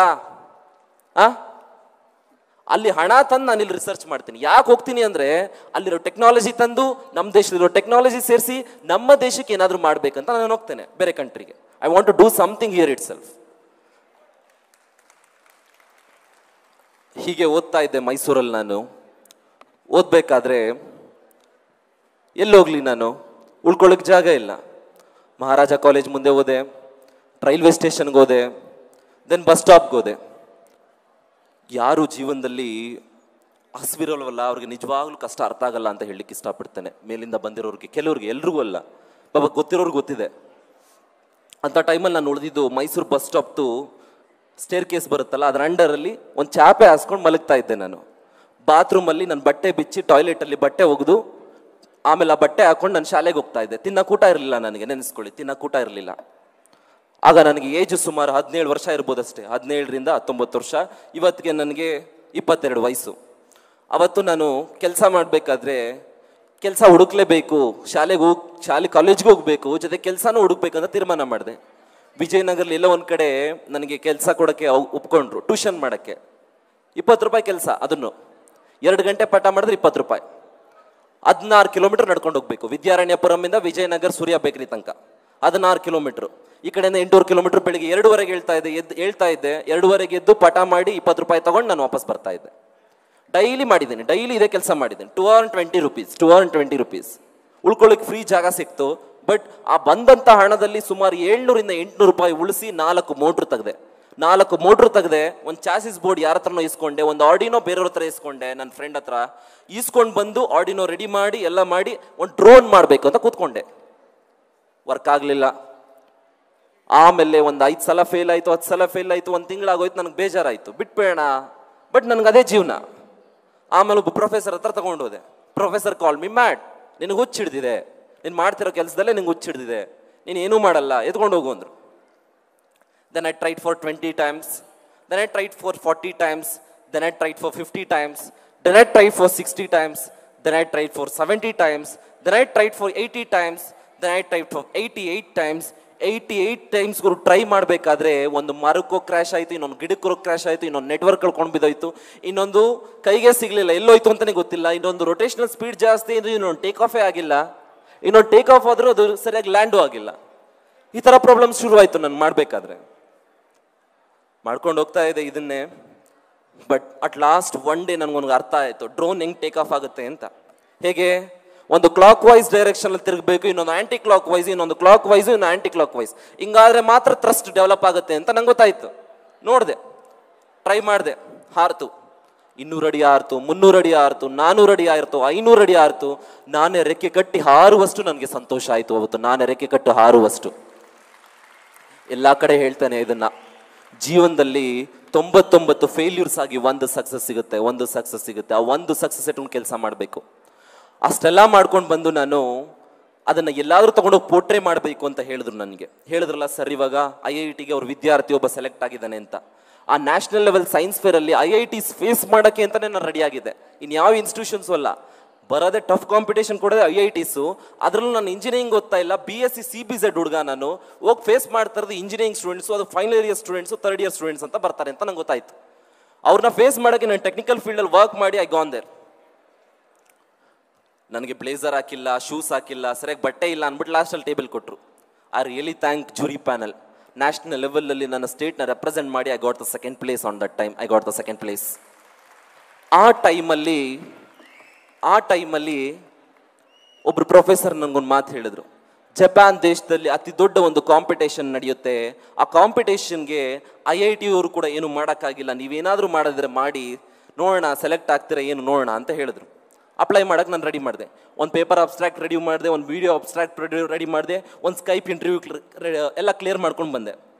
ಆ ಕಾಂಪಿಟೇಷನ್ಗೆ ಹೋಗ್ಬೇಕು ಅಂತ ಕೋಟ್ಯಾಂತರ ಜನ ಕನಸು ಕಾಣ್ತಾರೆ. ಆ ಕೋಟ್ಯಾಂತರ ಜನದಲ್ಲಿ ಲಕ್ಷಾಂತರ ಜನ ಅಪ್ಲೈ ಮಾಡ್ತಾರೆ. ಆ ಲಕ್ಷಾಂತರ ಜನದಲ್ಲಿ 1000 ಜನ ಕಟ್ ಆಫ್ ಆಗ್ತಾರೆ.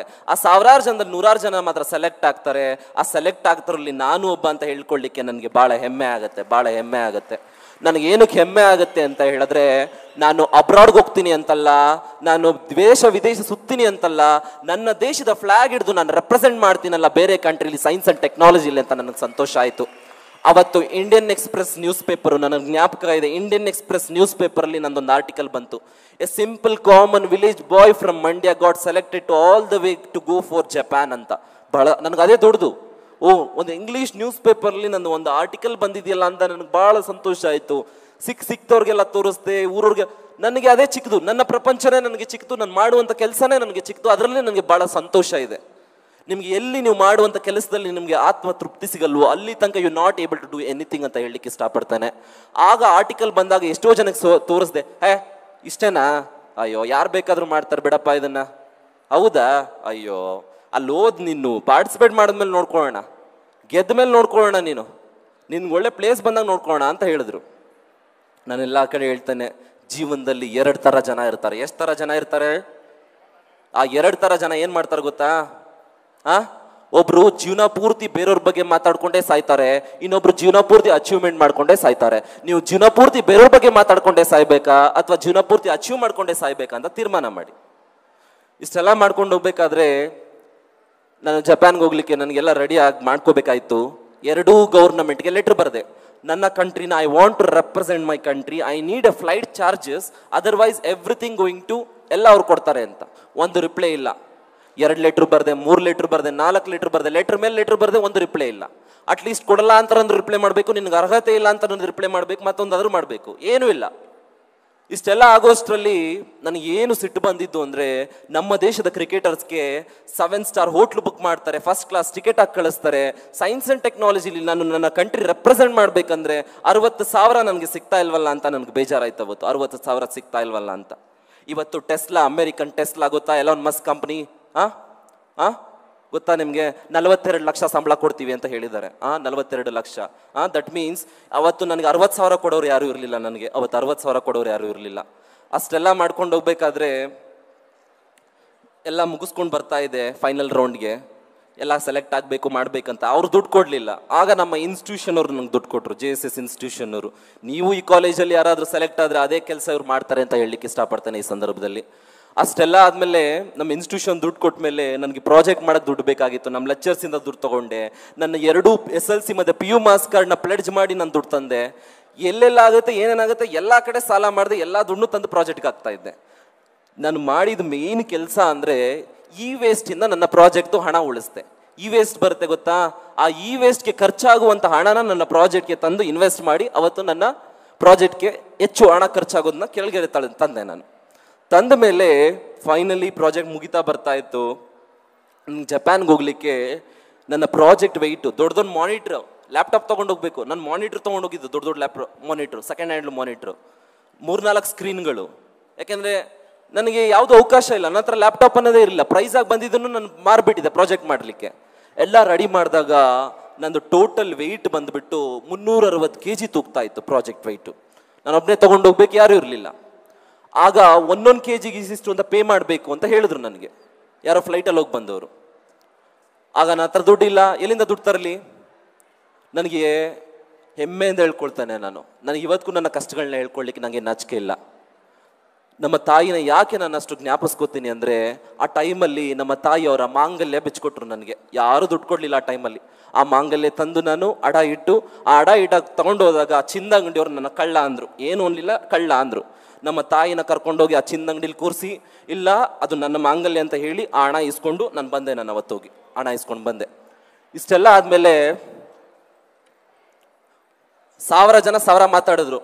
ಅಯ್ಯೋ ಮಾಂಗಲ್ಯನೇ ಮಾರ್ಬಿಟ್ಟಿದ್ದಾಳೆ, ಗಂಡ ಅದು ಇದು ಏನೇನೋ ಮಾತಾಡಿದ್ರು. ನಾನು ಒಂದು ಮಾತು ಹೇಳಿದೆ, ಕೇರ್ ಮಾಡಬೇಡಿ. 1000 ಜನ 1000 ಮಾತಾಡಲಿ, 100 ಜನ 300 ಮಾತಾಡಲಿ, ಕೇರ್ ಮಾಡಬೇಡಿ ಯಾರು ಏನು ಮಾತಾಡಿದ್ರು ಅಂತ ಹೇಳಿದೆ. ನಮ್ಮ ತಾಯಿ ಸುಮ್ಮನಾದ್ರೆ ಅವತ್ತು. ಅಷ್ಟೂ ರೆಡಿ ಮಾಡ್ಕೊಂಡು ಜಪಾನ್ಗೆ ಹೋಗಿ ನಾನು ರೆಡಿ ಆದೆ. ರೆಡಿ ಆಗಬೇಕಾದ್ರೆ ನನಗೊಂದು ಸಿಗ್ನೇಚರ್ ಬೇಕಾಗಿತ್ತಷ್ಟೇ, ಒಂದು ಪರ್ಟಿಕ್ಯುಲರ್ ಪ್ರೊಫೆಸರಿಂದ ಚೆನ್ನೈಲಿ. ಆ ಸಿಗ್ನೇಚರ್ ತಗೊಳ್ಳಿಕ್ಕೆ ನನ್ನ ಹತ್ರ ದುಡ್ಡು ಇರಲಿಲ್ಲ ಚೆನ್ನೈಗೆ ಹೋಗೋಕ್ಕೆ. ಯಾರ ಹತ್ರನೋ ಸಾಲ ತಗೊಂಡು 1 ವೇ ಟಿಕೆಟ್ ಮಾಡ್ಕೊಂಡು ಜನರಲ್ ಹೋಗಿ ಕೈಲಿ ಉಳಿದಿದ್ದು 320 ರೂಪಾಯಿ ಉಳಿದಿತ್ತು ನನ್ನ ಹತ್ರ. ಟೋಟಲ್ ಎಲ್ಲ ಕಳೆದು ಆ 310 ರೂಪಾಯಿ ಇಟ್ಕೊಂಡು ಚೆನ್ನೈಲಿ ಎಲ್ಲಿಗೆ ಹೋಗೋದು ಅಂತ ನಂಗೆ ಗೊತ್ತಿಲ್ಲ. ಅಲ್ಲಿ ತನಕ ನಾನು ಬೆಂಗಳೂರನ್ನು ನೋಡಿಲ್ಲ, ಹೇಳಬೇಕಂದ್ರೆ ಬೆಂಗಳೂರನ್ನು ನೋಡಿಲ್ಲ. ಚೆನ್ನೈಗೆ ಹೋದೆ. ಚೆನ್ನೈಗೆ ಹೋದ್ಮೇಲೆ ಆ ಪ್ರೊಫೆಸರ್ನ ಕಾಂಟ್ಯಾಕ್ಟ್ ಮಾಡಬೇಕಾಗಿತ್ತು. ಕಾಂಟ್ಯಾಕ್ಟ್ ಮಾಡಿ ಮನೆಗೆ ಹೋದಾಗ ಸಿಗಲಿಲ್ಲ. 2ನೇ ದಿನ ಸಿಗಲಿಲ್ಲ, 3ನೇ ದಿನ ಸಿಗಲಿಲ್ಲ. ಏನು ಹೇಳ್ತಾ ಇದ್ರು ಅಂದರೆ, ನೀನು ಓದ್ತಾ ಇರೋದು BSc CBZ, ಬಟ್ ನೀವು ಮಾಡ್ತಾ ಇರೋ ರಿಸರ್ಚ್ ಬಂದುಬಿಟ್ಟು ಏರೋನಾಟಿಕಲ್ ಸೆಕ್ಟ್ರಲ್ಲಿ ಮಾಡ್ತಾ ಇದ್ದಾರೆ, ಅದು ಡ್ರೋನ್ ಸೆಕ್ಟ್ರಲ್ಲಿ ಮಾಡ್ತಿದ್ದಾರೆ, ಹೆಂಗೆ ಸಾಧ್ಯ? ಸಿಗ್ನೇಚರ್ ಹಾಕಲ್ಲ, ತಗೊಂಡೋಗಿ ಅಂತ ಹೇಳಿದ್ರು. ಪ್ರೊಫೆಸರ್ ಸಿಗ್ನೇಚರ್ ಹಾಕಿಲ್ಲ. ಏನು ಮಾಡಲಿ ನಾನು? ನನಗೆ ಎಲ್ಲಿ ಹೋಗ್ಬೇಕು ಅಂತ ಗೊತ್ತಾಗಿಲ್ಲ. ಅವತ್ತು ರಾತ್ರಿ ರೈಲ್ವೆ ಸ್ಟೇಷನ್ಗೆ ಬಂದೆ. ರೈಲ್ವೆ ಸ್ಟೇಷನ್ ಬಂದು ಅಲ್ಲೇ ಮಲಗಿದ್ದೆ ರೈಲ್ವೆ ಸ್ಟೇಷನ್ಲಿ. ಬೆಳಗ್ಗೆ ಎದ್ದೆ. ಮತ್ತೆ ಅವತ್ತು ಅಲ್ಲೇ ಮಲಗಿದ್ದೆ, ಬೆಳಿಗ್ಗೆ ಎದ್ದೆ, ಸಿಗ್ನೇಚರ್ ಆಗ್ತಾನೆ ಇಲ್ಲ professor. I weighted for 5 days, I weighted for 10 days, I weighted for 14 days. ಏನು ಮಾಡ್ತಾ ಇದ್ದೆ ಅಂದರೆ 5 ರೂಪಾಯಿಗೆ 2 ಬ್ರೆಡ್ ತಗೋತಾ ಇದ್ದೆ. ಬೆಳಿಗ್ಗೆ ಒಂದು ತಿಂತಾ ಇದ್ದೆ, ರಾತ್ರಿ ಒಂದು ತಿಂತಾ ಇದ್ದೆ, ಹೊಟ್ಟೆ ತುಂಬ ನೀರು ಕುಡಿದು ನಾನು ಮಲಗ್ತಾ ಇದ್ದೆ. ಇಷ್ಟೆಲ್ಲ ಆದಮೇಲೆ ನನ್ನ ಹತ್ರ ಹಣ ಖಾಲಿ ಆಯಿತು. ನನ್ನ ಹತ್ರ 1 ರೂಪಾಯಿ ಇಲ್ಲ, ನನ್ನ ಹತ್ರ 1 ರೂಪಾಯಿ ಇಲ್ಲ ಹಣ. ಬರದಾಗ ನಿಂತುಬಿಟ್ಟೆ. ಕೊನೆಗೆ 1 ದಿನ ಆಯಿತು ಊಟ ಮಾಡಿ, 2 ದಿನ ಆಯಿತು, 3 ದಿನ ಆಯಿತು, 4 ದಿನ ಆಯಿತು, 5 ದಿನ ಆಯಿತು, 6 ದಿನ ಆಯಿತು, 7 ದಿನ ಆಯಿತು, 8 ದಿವಸ ಆಯಿತು. ಊಟ ಮಾಡಿ ವಾರ ಆಗೋಯ್ತು. ನನಗೆ ಯಾರೂ ಕೊಡಲಿಲ್ಲ, ನನಗೆ ಅವತ್ತು ಊಟನ ಯಾರೂ ಕೊಡಲಿಲ್ಲ. ನಾನು ಕೇಳೋಕ್ಕೂ ಧೈರ್ಯ ಇರಲಿಲ್ಲ. ಒಂದು ಮಾತು ಹೇಳ್ತಾನೆ ನಿಮಗೆ, ಹಸುವು ಕಲಿಸೋ ಪಾಠನ ಯಾವ IITನೂ ಕಲಿಸಲ್ಲ ಅಂತ ಹೇಳಲಿಕ್ಕೆ ಇಷ್ಟಪಡ್ತಾನೆ. ಯಾವ IITನೂ ಕಲಿಸಲ್ಲ ಅಂತ. ಹಸುವಿಗೆ ಅದ್ರದ್ದೇ ಆದ ವ್ಯಾಲ್ಯೂ ಇದೆ, ಅದನ್ನು ಅರ್ಥ ಮಾಡ್ಕೋಬೇಕು. ಇಷ್ಟೆಲ್ಲ ಮಾಡ್ಕೊಂಡು ನಾನು ಬಂದಾಗ ನಾನು ಸಿಗ್ನೇಚರ್ ತಗೊಳ್ಳಿಕ್ಕೆ 37 ದಿವಸ ಆಯಿತು. ಕೊನೆಗೆ ಬರ್ಲಿಕ್ಕೆ ನನ್ನ ಹತ್ರ ದುಡ್ಡಿಲ್ಲ. ಮೈಸೂರಿಗೆ ಬಾತ್ರೂಮ್ ಒಳಗೆ ಸೇರಿಕೊಂಡು, ಸೀಟ್ ಕೆಳಗೆ ಸೇರಿಕೊಂಡು ಐ ಫೈನಲ್ ರೀಚ್ ಇನ್ ಮೈಸೂರಿಗೆ ಬಂದಾಗ ನಾನು ಹೊರಡೋಕ್ಕೆ ತಯಾರಿ ಮಾಡ್ಕೋಬೇಕು. ಎಲ್ಲ ರೆಡಿ ಮಾಡಿಕೊಂಡು ಹೊರಟೆ ಏರ್ಪೋರ್ಟ್ಗೆ. ಸೆಕ್ಯೂರಿಟಿ ಅಂತೆ, ಇಮಿಗ್ರೇಷನ್ ಅಂತೆ, ಪಾಸ್ಪೋರ್ಟ್ ಚೆಕಿಂಗ್ ಅಂತೆ ಎಲ್ಲ ಮುಗಿಸ್ಕೊಂಡು ಒಂದು ರೌಂಡ್ ಆದಮೇಲೆ ಮುಗಿಸ್ಕೊಂಡು ಬಂದೆ. ಫ್ಲೈಟು ಕ್ಯಾಥೆ ಪೆಸಿಫಿಕ್ಕು, ಬೆಂಗಳೂರಿಂದ ಕ್ಯಾಥೆ ಡ್ರ್ಯಾಗನ್ನು, ಹಾಂಗ್ಕಾಂಗಿಂದ ಕ್ಯಾಥೆ ಪೆಸಿಫಿಕ್ ಫ್ಲೈಟು. ಅಲ್ಲಿ ತನಕ ಬೆಂಗಳೂರು ಸ್ಯಾಟಲೈಟ್ ಬಸ್ ಸ್ಟಾಪ್ ನೋಡಿಲ್ಲ. I need to take a international flight towards Japan. ನಂಗೆ ಏನೂ ಗೊತ್ತಿಲ್ಲ ಆ ಟೈಮಲ್ಲಿ. ಹೋದೆ ಏರ್ಪೋರ್ಟ್ ನೋಡ್ತೀನಿ, ನಂಗೆ ಬ್ರಹ್ಮಾಂಡ ಥರ ಕಾಣ್ತಾ ಇದೆ. ಅಷ್ಟು ದೊಡ್ಡ ಏರ್ಪೋರ್ಟ್ ಲೈಫಲ್ಲೇ ನೋಡಿಲ್ಲ. ಏನು ಹಿಂಗಿದೆ ಅಪ್ಪ, ಇದೇನು ಏರ್ಪೋರ್ಟಾ ಅಥವಾ ಸ್ವರ್ಗಕ್ಕೆ ಬಂದಿದ್ದೀನಿ ಅನ್ನಿಸ್ತು ನನಗೆ. ಎಲ್ಲ ಮುಗಿಸಿ ಹಾಂಗ್ಕಾಂಗ್ ಹೋದೆ. ಹಾಂಗ್ಕಾಂಗಲ್ಲಿ ಲ್ಯಾಂಡ್ ಆಯಿತು ಫ್ಲೈಟು. ಟ್ರಾನ್ಸ್ಫರ್ ಫ್ಲೈಟ್ ತೊಗೋಬೇಕು. ಟ್ರಾನ್ಸ್ಫರ್ ಫ್ಲೈಟ್ ತೊಗೊಂಡು ಹೋದಾಗ ಆ ಏರ್ಪೋರ್ಟ್ ಇನ್ನೂ ದೊಡ್ಡದು. ನನ್ನ ಲೈಫಲ್ಲೇ ನೋಡಿಲ್ಲ, ಅದಕ್ಕಿಂತ ದೊಡ್ಡದು.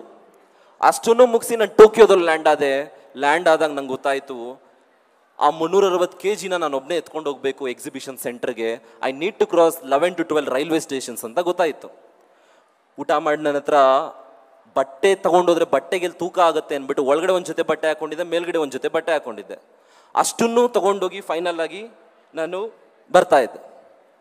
ಫೈನಲಿ ಐ ಕೇಮ್ ಟು ಇದು. ಅಷ್ಟೆಲ್ಲ ಆದಮೇಲೆ ಏನಾಗ್ತಾ ಇತ್ತು ಅಂದರೆ problem, station to station shift ಮಾಡಬೇಕಾದ್ರೆ ಒಂದು ಟ್ರೈನ್ ಪಾಸ್ ಆಗೋಗ್ತಾ ಇತ್ತು. 12 ಸೆಕೆಂಡ್ಗೆ 15 ಸೆಕೆಂಡ್ಗೆ ಡೋರ್ ಕ್ಲೋಸ್ ಆಗ್ತಾ ಇತ್ತು. 2 ಬಾಕ್ಸ್ 3 ಬಾಕ್ಸ್ ತಳ್ಳೋಷ್ಟರಲ್ಲಿ ಟ್ರೈನ್ ಪಾಸ್ ಆಗ್ತಾ ಇತ್ತು. 60 ಕಿಲೋಮೀಟರ್ 70 ಕಿಲೋಮೀಟರ್ ವಾಪಸ್ ಬಂದು ಆ ಬಾಕ್ಸಸ್ ಎತ್ಕೊಂಡು ವಾಪಸ್ ಹೋಗ್ತಾ ಇದ್ದೆ. 60 ಕಿಲೋಮೀಟರ್ 70 ಕಿಲೋಮೀಟರ್ ವಾಪಸ್ ಬರೋದು, ಬಾಕ್ಸ್ ಎತ್ಕೊಂಡು ವಾಪಸ್ ಹೋಗ್ತಾ ಇದ್ದೆ. ಎತ್ಕೊಂಡು finally reach the exhibition centre. ಭಾಳ ಖುಷಿ ಆಯಿತು. ಅಲ್ಲಿ ಅಮೆರಿಕನ್, ಯುರೋಪಿಯನ್ ಸ್ಟೂಡೆಂಟ್ಸ್ ಬಂದಿದ್ರು. ಕೇಳಿದೆ ಹೆಂಗೆ ಬಂದ್ರಿ ಅಂತ. ನಮ್ಮ ಒಂದು ಕಂಟ್ರೀಸು ನಮಗೆ ಪ್ರೈವೇಟ್ ಜೆಟ್ಸ್ ಕೊಟ್ಟಿದೆ, ನಮಗೆ ಟಿಕೆಟ್ಸ್ ಅರೇಂಜ್ ಮಾಡಿದ್ದಾರೆ, ಲಗೇಜ್ ಎತ್ಕೊಂಡು ಮಾಡೋಕ್ಕೆಲ್ಲ ಕೊಟ್ಟಿದ್ದಾರೆ. ನನಗೇನು ಕೊಟ್ಟಿಲ್ಲ ನನಗಿಂತ. I need to show something for my country ಅಂತ. ನನಗೇನು ಆಸೆ ಇತ್ತು ಅಂತೆ, 120+ ಕಂಟ್ರೀಸ್ ಅಲ್ಲ, I need to place 70th place ಒಳಗೆ ನನ್ನ ಕಂಟ್ರಿನ ರೆಪ್ರೆಸೆಂಟ್ ಮಾಡಬೇಕಂತ ನನಗೆ ಆಸೆ ಇತ್ತು.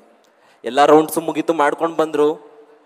It's a good experience. ಇವತ್ತಿಗೂ ನೆನೆಸ್ಕೊಂಡ್ರೆ ಒಂದು ಖುಷಿ ಆಗುತ್ತೆ. ಫೈನಲ್ ರೌಂಡಲ್ಲಿ ಅವ್ರು ನನ್ನ ಹೆಸರು ಅನೌನ್ಸ್ ಮಾಡಿದ್ರು. ನಾನು ಅಂದ್ಕೊಂಡೇ ಇರಲಿಲ್ಲ I will going to get a gold medal ಅಂತ. When they called my name, please welcome mister Pratap, representing India, gold medalist ಅಂತ ಹೇಳಿದ್ರು. ಅವತ್ತು ಎಲ್ಲ ಕಷ್ಟಗಳು ನನ್ನ ಕಣ್ಣು ಮುಂದೆ ಬಂತು. ಕೊರಳು ಗೋಲ್ಡ್ ಮೆಡಲ್ ಹಾಕಬೇಕಾದ್ರೆ ನಮ್ಮ ತಾಯಿ ಮಾಂಗಲ್ಯ ತೆಗೆದುಕೊಟ್ಟಿದ್ದೆ ನನಗೆ ಜ್ಞಾಪಕ ಬಂತು. ಗೋಲ್ಡ್ ಮೆಡಲ್ ತೆಗೆದುಕೊಟ್ಟಾಗ ನನಗೆ ಅದ್ರ ಜೊತೆಗೆ 7 ಲಕ್ಷ ರೂಪಾಯಿ ಪ್ರೈಸ್ ಮನಿ ಕೊಟ್ಟರು. ಜೀವನದಲ್ಲೇ ನೋಡಿಲ್ಲ ನಾನು 7 ಲಕ್ಷ ರೂಪಾಯಿ. ಅಲ್ಲೇ 4 ಕಂಟ್ರಿಗೆ ಬರ್ಲಿಕ್ಕೆ ಆಫರ್ ಕೊಟ್ಟರು. ದೊಡ್ಡ ಯೂನಿವರ್ಸಿಟೀಸಲ್ಲಿ ಲೆಕ್ಚರಿಂಗ್ ಕೊಡ್ಲಿಕ್ಕೆ ಆಫರ್ ಕೊಟ್ಟರು. ಎಲ್ಲ ಯೂನಿವರ್ಸಿಟೀಸ್ಗೆ ಹೋಗಿ ಪಾಠ ಮಾಡಿದೆ. ಈಗಲೂ ಒಂದು ತಿಂಗಳಲ್ಲಿ ನಿಲ್ಸಿದ್ದೀನಿ ಸ್ವಲ್ಪ. ಲಾಸ್ಟ್ ತಿಂಗಳಿಂದ 1 ತಿಂಗಳಲ್ಲಿ 27 ದಿನ ಫ್ಲೈಟ್ ತೆಗಿತೀನಿ. ಎಷ್ಟು ದಿನ? 27 ದಿನ ಫ್ಲೈಟ್ ತೆಗಿತೀನಿ. ನಂದು 4 ಪಾಸ್ಪೋರ್ಟ್ ಖಾಲಿ ಆಗಿದೆ. ಪಾಸ್ಪೋರ್ಟ್ ಆಫೀಸರು ಮೊನ್ನೆ ನನ್ನ ಪಾಸ್ಪೋರ್ಟ್ ತೊಗೊಂಡೋಗಿ ಕೊಟ್ಟಾಗ ಒಂದು ಕ್ವಶನ್ ಕೇಳಿದ್ರು. 4ನೇ ಪಾಸ್ಪೋರ್ಟ್ ಖಾಲಿ ಆದಾಗ, ನಿಮ್ಮ ತಂದೆ ಏನು ಬಿಸ್ನೆಸ್ ಮ್ಯಾನಾ ಅಂದರು. Yes sir. ಇಲ್ಲ sir, no, is not a business man. Then how do you get this money to go for abroad, get this engage ಅಂದರು. ಇಲ್ಲ ಸರ್, ಕಾಫಿಯೂ ಕೂಡ ನಾನು 1 ರೂಪಾಯಿ ಖರ್ಚು ಮಾಡಲ್ಲ, ಎಲ್ಲ ಅವರೇ ಹಾಕಿ ಕರೆಸ್ತಾರೆ.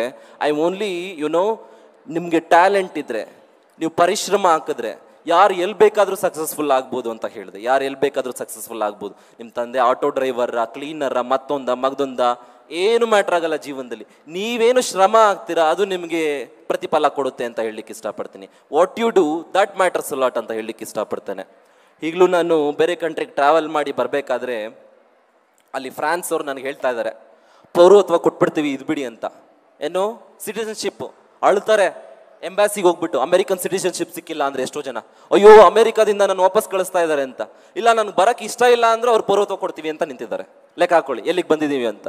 ಈಗಿನ ಸ್ಟೂಡೆಂಟ್ಸ್ಗೆ ಒಂದು ಇಂಜಿನಿಯರಿಂಗ್ ಮಾಡಿ MS ಮಾಡಿ if they gone for abroad ಮುಗೀತು ಲೈಫು.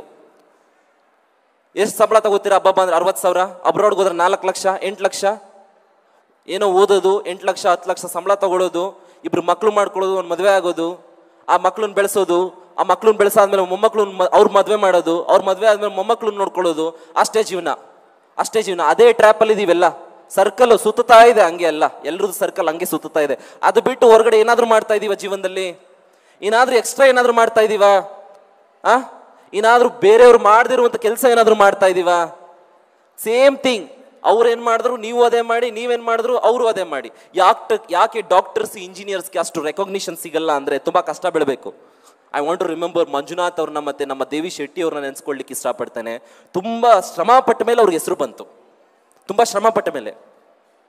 ಮೊನ್ನೆ TV9 ನವನಕ್ಷತ್ರ ಅವಾರ್ಡ್ ಕೊಡಬೇಕಾದ್ರೂ ಮಂಜುನಾಥ್ ಅವ್ರು ಅದೇ ಮಾತು ಹೇಳಿದ್ರು, ನನಗೆ ತುಂಬಾ ಶ್ರಮ ಪಡ್ಬೇಕು ಈ ಸೆಕ್ಟರಲ್ಲಿ ಅಂತ, ತುಂಬಾ ಶ್ರಮ ಪಟ್ಟರೆ ಏನಾದ್ರು ಸಿಗೋದು ಅಂತ.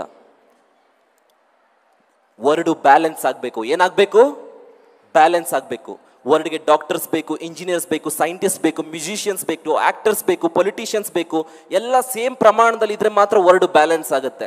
ಯಾವಾಗ ಸಮಾಜದಲ್ಲಿ ಅಸಮತೋಲನ ಬರುತ್ತೆ ಅಂದ್ರೆ, ಬ್ಯಾಲೆನ್ಸ್ ಆಗಿಲ್ಲ ಅಂದ್ರೆ ಅಸಮತೋಲನ ಬರುತ್ತೆ. ನಮ್ಮ ದೇಶ ಯಾಕೆ ಮುಂದೆ ಬರ್ತಾ ಇಲ್ಲ ಅಂದ್ರೆ, ನಮ್ಮ ದೇಶದಲ್ಲಿ ಒಬ್ರು ಶ್ರೀಮಂತರಾಗ್ತಾ ಇದಾರೆ, ಒಬ್ರು ಬಡವರು ಬರ್ತಾ ಇದ್ದಾರೆ, ಅಷ್ಟೇ ಆಗ್ತಾ ಇರೋದು, ಇನ್ನೇನು ಆಗ್ತಾ ಇಲ್ಲ. ಎಕ್ಸ್ಪೋರ್ಟ್ಸ್ ಇನ್ಕ್ರೀಸ್ ಆಗ್ತಾ ಇಲ್ಲ. ಏನಾಗ್ತಾ ಇಲ್ಲ? ಎಕ್ಸ್ಪೋರ್ಟ್ಸ್ ಇನ್ಕ್ರೀಸ್ ಆಗ್ತಾ ಇಲ್ಲ. ಇರೋ ದುಡ್ಡನ್ನೆಲ್ಲ ಬೆಂಗಳೂರಲ್ಲಿ ಕನ್ಸ್ಟ್ರಕ್ಷನ್ ಮೇಲೆ ಇನ್ವೆಸ್ಟ್ ಮಾಡ್ತಾ ಇದ್ದಾರೆ. ಕನ್ಸ್ಟ್ರಕ್ಷನ್ 100 ಕೋಟಿ ಹಾಕಿ ಬರೀ 100 ಕೋಟಿ ಮಾತ್ರ ತೆಗಿತಾರೆ. 1 ಕೋಟಿ ಹಾಕಿ 1000 ಕೋಟಿ ತೆಗಿಯುತ್ತಲ್ಲ ಯಾರಿಗೂ ಇಲ್ಲ.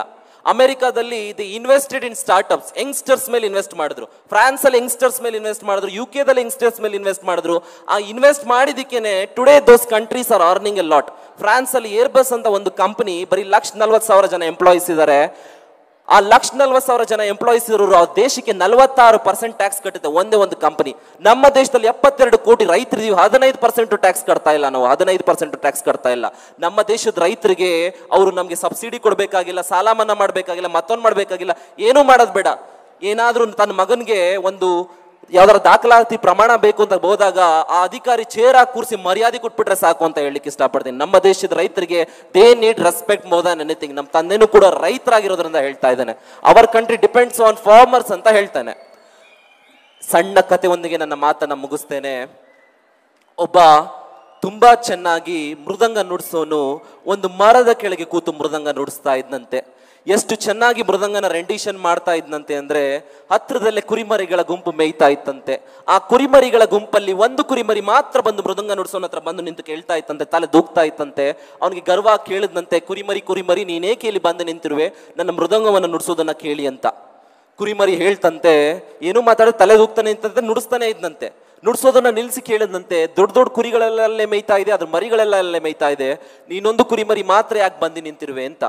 ಆಗ ಆ ಕುರಿಮರಿ ಹೇಳ್ತಂತೆ, ನೀನು ನುಡಿಸ್ತಾ ಇದೆಯಲ್ಲ ಮೃದಂಗ, ಆ ಮೃದಂಗದ ಮೈ ಮೇಲಿನ ಚರ್ಮನ ತಾಯಿಯ ಮೈ ಮೇಲಿನ ಚರ್ಮದಿಂದ ಮಾಡಿದ್ದು. ನೀನು ಪ್ರತಿ ಬಾರಿ ಆ ಮೃದಂಗನ ನುಡಿಸಿದಾಗ ನನ್ನ ತಾಯಿ ಕರೆದಂಗಾಗತ್ತೆ, ಅದಕ್ಕೋಸ್ಕರ ಬಂದು ಇಲ್ಲಿ ನಿಂತಿರುವೆ ಅಂತ ಹೇಳುತ್ತಂತೆ. That's the call of the mother. ತಾಯಿ ಬದುಕಿರ್ಲಿ, ತಾಯಿ ಸತ್ತಿರ್ಲಿ, ಅಥವಾ ಬೇರೆ ದೇಶದ ತಾಯಿ ಆಗಿರ್ಲಿ, ಮುಸ್ಲಿಂ ತಾಯಿ ಆಗಿರ್ಲಿ, ಹಿಂದೂ ತಾಯಿ ಆಗಿರ್ಲಿ, ತಾಯಿನೇ. ಆ ಗೌರವಗಳನ್ನ ಉಳಿಸ್ಕೊಂಡು ಹೋಗ್ಬೇಕು. ಎಲ್ಲದಕ್ಕಿಂತ ಹೆಚ್ಚಾಗಿ ಒಂದು ಹೋಟೆಲ್ಗೆ ಹೋಗ್ತೀರಾ, ಎಲ್ಲಿ ಹೋಗ್ತೀರಾ? ಹೋಟೆಲ್ಗೆ ಹೋಗ್ತೀರಾ, ದೊಡ್ಡ hotel, 5 star 7 star hotel, AC room, door open ಮಾಡ್ತಾರೆ, ಹೆಮ್ಮೆಯಿಂದ 4 ಜನ ಫ್ರೆಂಡ್ಸ್ನ ಕರ್ಕೊಂಡು ಹೋಗ್ತೀರಾ, ದೊಡ್ಡ ದೊಡ್ಡ ಕಾರ್ಗಳಲ್ಲಿ ಹೋಗ್ತೀರಾ, ಮೆನು ಕೊಡ್ತಾನೆ, ಆರ್ಡರ್ ಮಾಡ್ತೀರಾ, ಏನೇನು ಬೇಕೆಲ್ಲ ಆರ್ಡರ್ ಮಾಡ್ಕೊಂಡು ತಗೊಂಡು ತಿಂತೀರಾ ಅಲ್ವಾ? ತಿಂತೀರಾ? ಏನೇನು ಬೇಕು ಎಲ್ಲ ತಗೊಂಡು ತಿಂತೀರಾ. ತೃಪ್ತಿ ಆಗುತ್ತಾ ನಿಮಗೆ? ನನಗಷ್ಟು ತೃಪ್ತಿ ಆಗಲ್ಲ. ಎಲ್ಲೋ ತಿಂದಿದ್ದೀನಿ, 54,000 ರೂಪಾಯಿ ಊಟ ಮಾಡಿದ್ದೀನಿ ಒಂದು ಹೊತ್ತಿಗೆ, ಬಟ್ ನನಗಷ್ಟು ತೃಪ್ತಿ ಸಿಕ್ಕಿಲ್ಲ. ಅದೇ ನಮ್ಮ ಊರಿಗೆ ಹೋಗಿ ನಮ್ಮ ತಾಯಿ ಕೇಳಿ ಒಂದು ಮುದ್ದೆ ಮತ್ತೆ ಬಸ್ಸಾರನ್ನ ಮಾಡಿಸಿ ತಿಂದಾಗ ನನಗದು ತೃಪ್ತಿ ಸಿಗುತ್ತೆ. ಆ ತೃಪ್ತಿ ಸಿಗುತ್ತೆ. ಯಾಕೆ ರೀಸನ್ ಹೇಳ ತೃಪ್ತಿ ಸಿಗುತ್ತೆ ಅಂತ?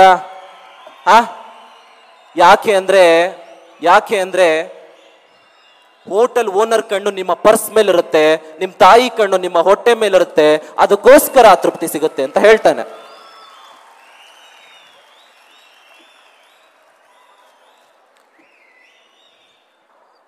ಒಂದು ಫೇಮಸ್ ಸ್ಟೋರಿ ಎಲ್ಲಾದ್ರೂ ಹೇಳ್ತಾನೆ. ಒಂದು ಬಾಳೆಹಣ್ಣಿರುತ್ತೆ. ಏನಿರುತ್ತೆ? ಬಾಳೆಹಣ್ಣಿರುತ್ತೆ. ಒಂದು ಬಾಳೆಹಣ್ಣನ್ನ ನೀವು ಬೆಳೆದಿರ್ಬೋದು, ಬೇರೆ ಕಡೆಯಿಂದ ಬಂದಿರ್ಬೋದು, ಒಂದು ಬಾಳೆಹಣ್ಣನ್ನ ದೇವಸ್ಥಾನಕ್ಕೆ ತಗೊಂಡೋಗ್ತೀರಾ. ಏನ್ ಮಾಡ್ತೀರಾ? ದೇವಸ್ಥಾನಕ್ಕೆ ತಗೊಂಡೋಗ್ತೀರಾ. ಬಾಳೆಹಣ್ಣಾಗೆ ಇರುತ್ತೆ ಅಲ್ವಾ? ಬಾಳೆಹಣ್ಣಾಗೆ ಇರುತ್ತೆ. ದೇವಸ್ಥಾನದಿಂದ ಹೊರಗಡೆ ತರಬೇಕಾದ್ರೆ ಆ ಬಾಳೆಹಣ್ಣು ಏನಾಗುತ್ತೆ? ಬಾಳೆಹಣ್ಣಾಗಿರಲ್ಲ, ಬಾಳೆಹಣ್ಣು ಪ್ರಸಾದ ಆಗುತ್ತೆ. ಏನಾಗುತ್ತೆ? ಹೆಂಗಾಯ್ತು ಪ್ರಸಾದ? ಮಿರಾಕಲ್ ಹೇಳ್ತೀರಾ? ನಾವು ನೋಡುವಂತ ಭಾವನೆ, ನಾವು ನೋಡುವಂತ ಸಮಾಜ ನಮ್ಮ ದೃಷ್ಟಿಕೋನದಲ್ಲೇ ಇದೆ. ನಾವು ಈ ಪ್ರಪಂಚನ ಹೆಂಗ್ ನೋಡ್ತೀವಿ ಆ ರೀತಿ ನಮಗೆ ಕಣ್ಣಿಗೆ ಕಾಣುತ್ತೆ. ನಾವು ಕೂಡ ದೇಶಕ್ಕೋಸ್ಕರ ಸರ್ವ್ ಮಾಡಿದ್ರೆ ಬಾಳೆಹಣ್ಣಾಗಿ ಪ್ರಸಾದ ಆಗ್ತೀವಿ ಅಂತ ಹೇಳಲಿಕ್ಕೆ ಇಷ್ಟಪಡ್ತೇನೆ. ನಾವು ಕೂಡ ಏನಾದ್ರೂ ಸಾಧನೆ ಮಾಡಿ ಬಾಳೆಹಣ್ಣಾಗಿ ಹುಟ್ಟಿ ಪ್ರಸಾದ ಆಗ್ಬೇಕಂತ ಹೇಳಲಿಕ್ಕೆ ಇಷ್ಟಪಡ್ತಾ, ಇಷ್ಟು ಅವಕಾಶ ಕೊಟ್ಟಂತಹ ಬಹಳಷ್ಟು ಸಮಯ ಆಗಿದೆ. ಸೌಂದರ್ಯ ಇನ್ಸ್ಟಿಟ್ಯೂಷನ್ಸ್ಗೆ ಹಾಗೂ ವೇದಿಕೆ ಮುಂಭಾಗದಲ್ಲಿರುವ ಎಲ್ಲ ಗಣ್ಯರಿಗೆ, ಇಲ್ಲಿರುವ ವಿದ್ಯಾರ್ಥಿಗಳಿಗೆ, ಯಾರನ್ನು ನಂಬೇಡಿ ಜೀವನದಲ್ಲಿ. ನಿಮ್ಮಲ್ಲಿ ನೀವೇ ನಂಬಿಕೆ ಇಡಬೇಕು. ಏನ್ ಮಾಡಬೇಕು? ನಿಮ್ಮಲ್ಲಿ ನೀವೇ ನಂಬಿಕೆ ಇಡಬೇಕು. ಯಾರು ಸಹಾಯ ಮಾಡಲ್ಲ ಅಂತಾನೆ ಬದುಕಬೇಕು. ನಿಮ್ಮಲ್ಲಿ ನೀವೇ ಛಲ ತಗೋಬೇಕು. ತಗೋತೀರಾ? In further also I am not going to believe anybody ಸಹಾಯ ಮಾಡೋ ವಿಷಯದಲ್ಲಿ. But I believe people. ಅವ್ರು ರೆಸ್ಪೆಕ್ಟ್ ಮಾಡ್ತೀನಿ. ನನಗೆ ಅವಮಾನ ಮಾಡಲಿ, ನನ್ನ ಹೊಗಳ್ಳಿ ಅಥವಾ ನನ್ನ ಹೀಯಾಳಿಸ್ಲಿ, ಬಿಕಾಸ್ ಯಂಗ್ ಏಜ್ ಅಲ್ವಾ? ಯಂಗ್ ಏಜಲ್ಲಿ ನೀವು ಚೀ ಅನ್ನಿಸ್ಕೋಬೇಕು, ತೂ ಅನ್ನಿಸ್ಕೋಬೇಕು, ಎಲ್ಲ ಅನ್ನಿಸ್ಕೊಂಡ್ರೆ ಏನಾದ್ರು ಮಾಡ್ಲಿಕ್ಕೆ ಸಾಧ್ಯ. ಅವಮಾನಗಳು ಮಾಡಿಸ್ಕೊಂಡಷ್ಟು ಗಟ್ಟಿ ಆಗ್ತೀರಾ. ಹೌದಾ? ಅಪ್ಪ ಅಮ್ಮನ ಎದುರಿಗೆ ಸೋತ್ರೆ ಏನ್ ಸಿಗುತ್ತೆ? ಪ್ರೀತಿ ಸಿಗುತ್ತೆ. ಸ್ನೇಹಿತರ ಜೊತೆ ಸೋತ್ರೆ ಸಹಬಾಳ್ವೆ ಸಿಗುತ್ತೆ. ಸಮಾಜದಲ್ಲಿ ಸೋತ್ರೆ ಒಂದು ಉದ್ಧಾರ ಆಗ್ತೀರಾ. ಹೌದಾ? ನನ್ನ ಪ್ರಕಾರ ಜೀವನದಲ್ಲಿ ಸೋಲೋದ್ರಲ್ಲಿ ತಪ್ಪೇ ಇಲ್ಲ. ಏನಿಲ್ಲ? ತಪ್ಪೇ ಇಲ್ಲ ಜೀವನದಲ್ಲಿ ಸೋಲೋದ್ರಲ್ಲಿ ನನ್ನ ಪ್ರಕಾರ. ಬಟ್ ಸೋಲೋದನ್ನ ಹೆಂಗೆ ಸೋಲ್ಬೇಕು ಗೊತ್ತಾ? ವಿರಾಟ್ ಕೊಹ್ಲಿ ಗೆಲ್ಲಲ್ಲ ಅಂತಾನು ಗೊತ್ತು. ಕೈ ಏಟಾಗಿರುತ್ತೆ. ಕೊನೆ ಬಾಲ್ ಹೊಡ್ಗು 6 ಹೊಡ್ಕೊಂಡು ಸೋಲ್ತೀವಿ. ಹಂಗ ಸೋಲ್ಬೇಕು. ಸೋತ್ರೆ ಸುಮ್ನೆ ಸೋಲು ಒಪ್ಕೋಬಾರ್ದು. ಪ್ರಯತ್ನ ಮಾಡಿ ಸೋತ್ರೇನೆ ಏನಾದ್ರು ಮಾಡ್ಲಿಕ್ಕೆ ಸಾಧ್ಯ ಅಂತ ಹೇಳಲಿಕ್ಕೆ ಇಷ್ಟಪಡ್ತೇನೆ. ಇಷ್ಟು ಮಾತಾಡ್ಲಿಕ್ಕೆ ಅವಕಾಶ ಕೊಟ್ಟಂತ ಎಲ್ರಿಗೂ ಧನ್ಯವಾದಗಳನ್ನ ತಿಳಿಸ್ತಾ, ಎಲ್ರಿಗೂ ಶರಣಾರ್ಥಿ. ನಮಸ್ಕಾರ. Thank you so much.